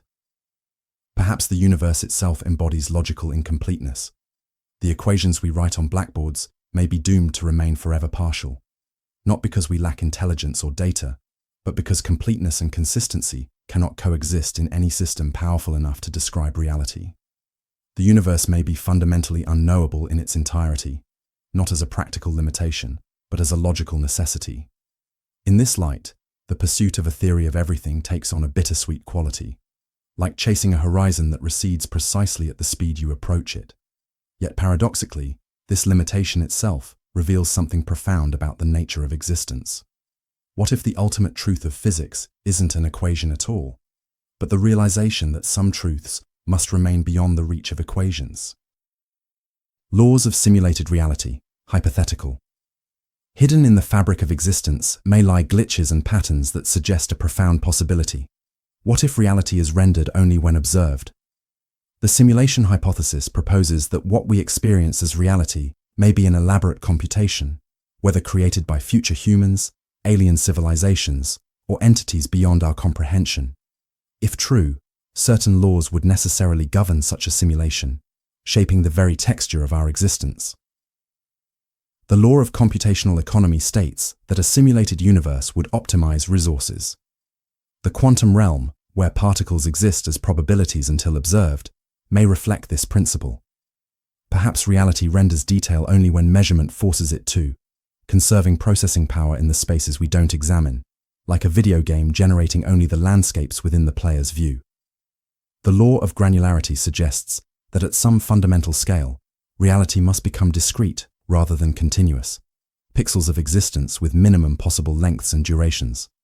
Intriguingly, in our universe, the Planck scale represents precisely such a limit, beyond which our physics breaks down.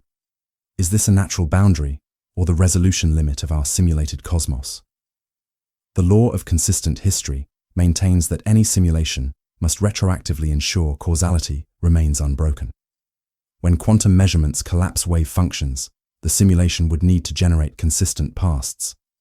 This might explain quantum entanglement's spooky action at a distance, not as physical influence propagating faster than light, but as simultaneous updating of entangled information within the simulation's database.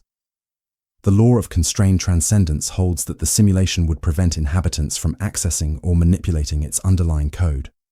The speed of light may serve as such a constraint, limiting how quickly information can propagate and preventing us from affecting distant parts of the cosmos instantaneously.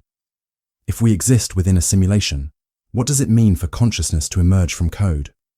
Are our thoughts algorithms running on some cosmic computer, or something that transcends even the simulation itself? Quantum gravity hypothesis. In the space between stars and atoms, In that vast gulf between the very large and the infinitesimally small, two fundamental truths of our universe refuse to speak the same language.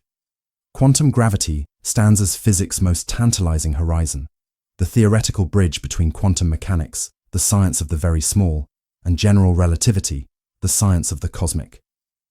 These two pillars of modern physics, each breathtaking in its explanatory power, begin to tremble and fail when forced to describe the same phenomena.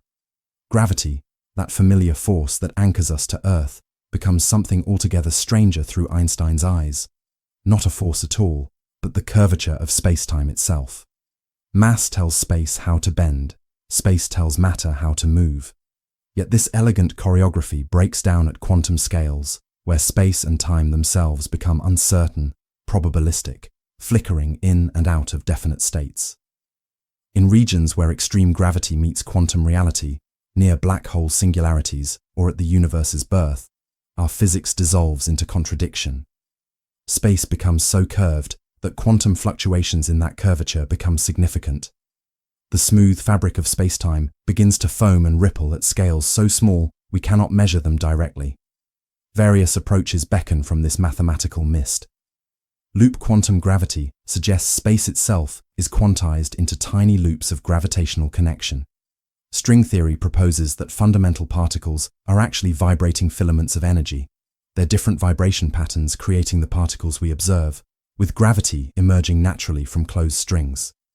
Perhaps most haunting is the possibility that gravity isn't fundamental at all, but emerges from quantum entanglement, the strange connectedness between particles that Einstein called spooky action at a distance. In this view, gravity isn't a force or even curved space, but the manifestation of quantum information becoming entangled across the cosmos.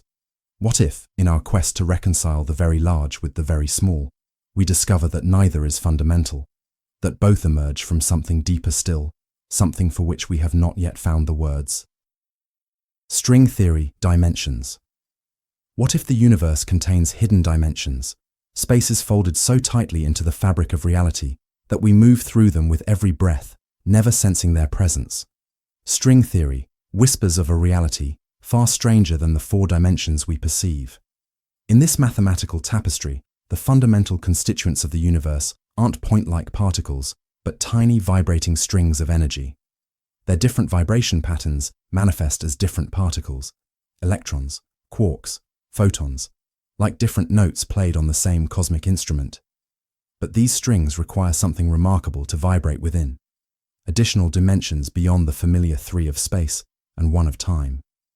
These extra dimensions, typically 6 or 7 of them, are compactified, curled into spaces smaller than atoms, invisible to our senses, yet essential to the mathematics that describes our world. Imagine an ant walking along a garden hose viewed from a distance. To us, the ant seems to move in one dimension, forward and backward along the hose's length. But the ant itself experiences 2 dimensions, able to circle around the hose as well as travel along it. The circular dimension, though real, becomes invisible at sufficient distance. Our universe may be similar, additional dimensions wrapped so tightly that they vanish from our perception. The shape of these hidden dimensions, their topology, determines the physics we experience. Different folding patterns yield different physical constants, different fundamental forces. Perhaps the mysterious values that govern our universe, the strength of gravity, the mass of the electron, aren't arbitrary, but are encoded in the precise geometry of dimensions we cannot see. Some versions of string theory suggest these extra dimensions might be larger than initially thought, large enough that gravity, uniquely among forces, might leak into them. This could explain why gravity seems so much weaker than the other fundamental forces. It spreads its influence through dimensions the other forces cannot access. What if the universe's deepest secrets are written not in the 3 dimensions we perceive, but in the geometry of spaces perpendicular to our reality, dimensions our minds weren't evolved to comprehend? Multiverse theory. Beyond the edge of our observable universe, what if reality branches into an infinity of cosmic possibilities, each one a universe with its own physical laws, its own histories, its own versions of you reading these very words? The multiverse theory proposes that our universe is but one bubble in an endless cosmic foam. This isn't merely philosophical speculation, but but emerges from our most successful physical theories, each one pointing toward a plurality of universes through different conceptual doorways. Cosmic inflation, the exponential expansion moments after the Big Bang, may never have completely stopped. In eternal inflation, quantum fluctuations cause different regions of spacetime to stop inflating at different times, creating pocket universes like ours, separated by still inflating space. These regions become causally disconnected, universes unto themselves, with potentially different physical constants.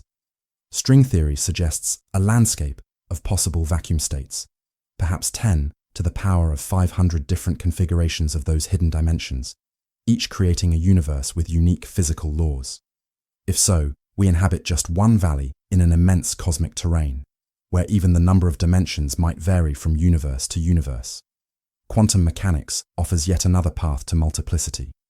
In the many worlds interpretation, every quantum event splits reality into different branches, universes identical except for that single quantum outcome. A photon going through the left or right slit in the double slit experiment doesn't do both in our universe.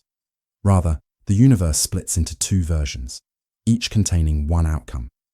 Perhaps most unsettling is the mathematical multiverse, the possibility that any internally consistent mathematical structure exists as a physical reality somewhere in the grand ensemble. Our universe, with its particular equations, would be merely one solution among infinite others. If countless versions of reality exist beyond our cosmic horizon, what does it mean for our choices and our existence? Are we unique, or just one expression of infinite possibility, both special and inevitable? Law of causal loops. What if effect sometimes precedes cause, not as paradox, but as principle? In the quiet corners of theoretical physics, time sometimes folds back upon itself. Causal loops emerge when an event becomes partially or wholly the cause of itself. What we perceive as linear causality, where A causes B causes C, transforms into a circle where effect flows backward to enable its own cause. General relativity permits solutions where closed time-like curves exist, paths through space-time that return to their starting point not just in space, but in time. An object following such a path could, in principle, encounter its past self. Information could travel backward, creating loops of causation where origin and destination become indistinguishable. The quantum realm offers its own peculiar version of causality violation. In the delayed choice quantum eraser experiment, a photon's behavior seems to be determined by a measurement that occurs after the photon has already completed its journey. The future measurement appears to reach backward in time to influence the photon's past.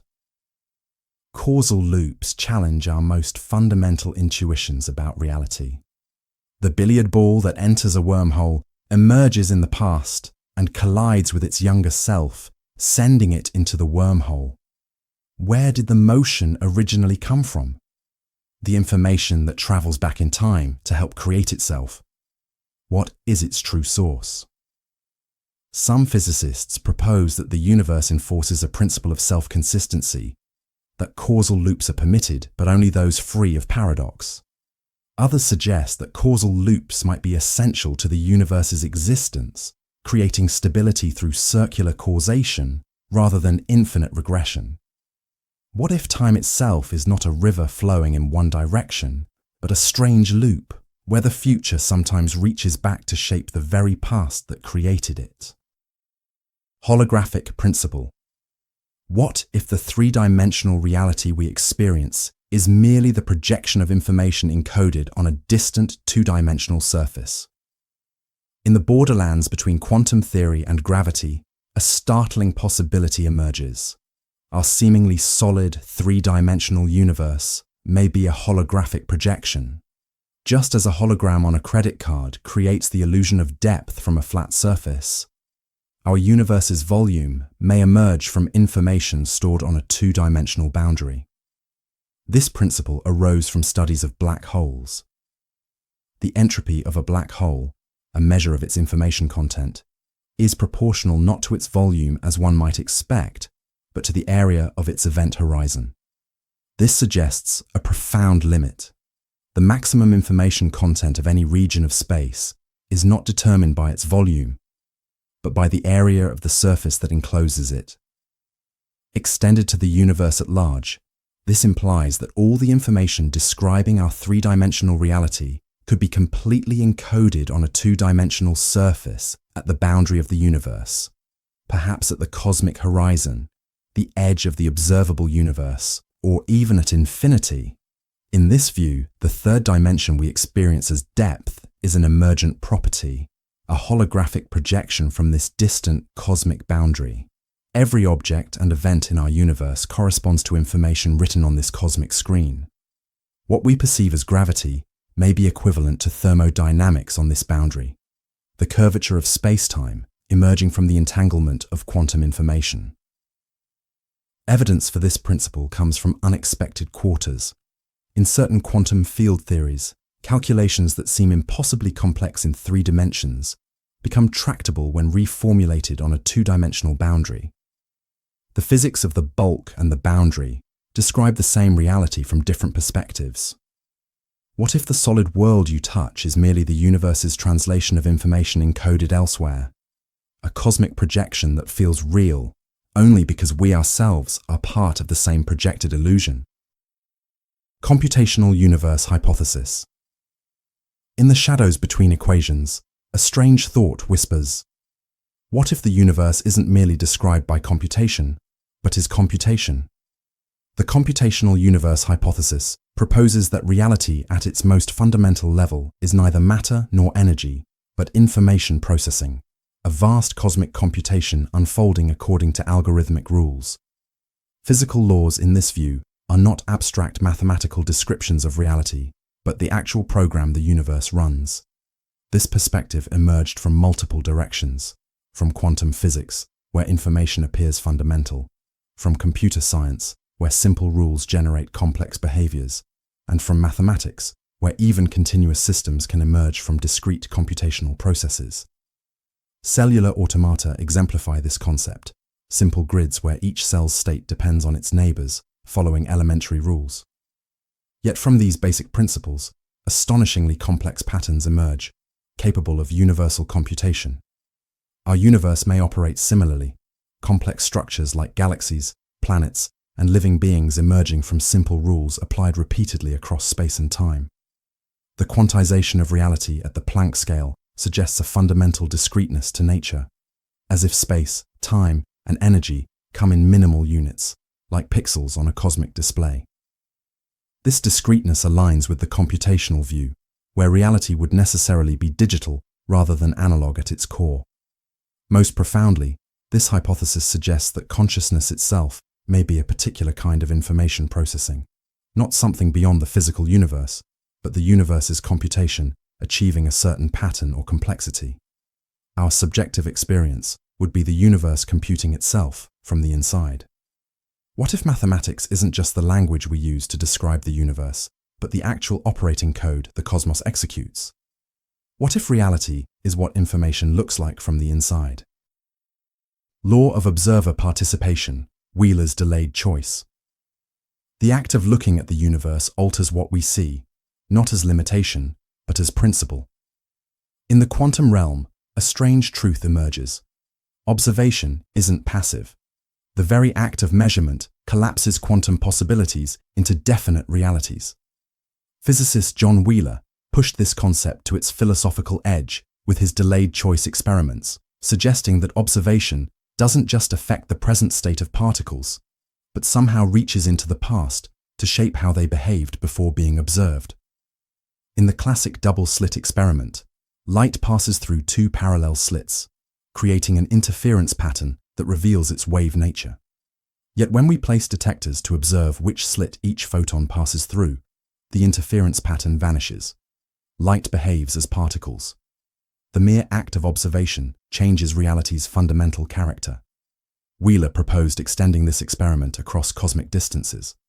Light from a distant quasar, billions of light years away, gets gravitationally lensed around an intervening galaxy, taking multiple paths to reach Earth, analogous to the 2 slits. The light began its journey billions of years ago, yet our decision about how to observe it, whether to measure its wave or particle properties, seems to retroactively determine how it behaved throughout its entire journey. This suggests a participatory universe, where conscious observation isn't merely passive reception, but active participation in reality's manifestation. As Wheeler famously put it, no phenomenon is a phenomenon until it is an observed phenomenon. The universe seems to exist in a state of potentiality until measurement forces it to assume definite properties. Reality may be less like a pre-existing landscape we discover, and more like a responsive pattern that crystallizes through the very act of being witnessed. What if consciousness isn't just an accident of evolution, but an essential feature of the cosmos, a means by which the universe transforms possibility into actuality? The law of everything that we haven't found yet. What if the universe's deepest truth eludes us not because it's too complex, but because it's too simple, a single principle we keep glimpsing from different angles? Physics has long pursued a theory of everything, a single unified framework that would reconcile quantum mechanics with general relativity, explaining all forces and particles through one mathematical structure. This holy grail remains elusive, yet tantalizing clues suggest such unification isn't merely possible, but necessary. History reveals a pattern of convergence. Electricity and magnetism, once thought separate, unified under Maxwell's equations. Space and time merged into space-time under Einstein's relativity. The electromagnetic and weak nuclear forces combined into the electroweak force. Each unification revealed deeper symmetries and simpler principles underlying apparent complexity. Candidate theories emerge like shadows of something greater. String theory with its vibrating filaments of energy. Loop quantum gravity with its network of quantum connections. Causal set theory with its discrete elements of space-time. Each captures something essential, yet none has proven complete. Perhaps they are different perspectives on the same underlying reality, like describing an elephant by touching different parts. This elusive ultimate law may require conceptual revolutions we cannot yet imagine. As quantum mechanics once demanded, we abandoned determinism, and relativity required us to relinquish absolute space and time. Perhaps the final theory demands surrendering concepts we currently consider essential. What if the theory of everything isn't an equation at all, but a principle so fundamental it transcends mathematics itself? Perhaps it will reveal not just how the universe works, but why it exists, bridging the gulf between physical law and existence itself. What if the universe's ultimate secret is hiding in plain sight, a truth so fundamental that we look through it rather than at it, the cosmic equivalent of trying to see our own eyes without a mirror?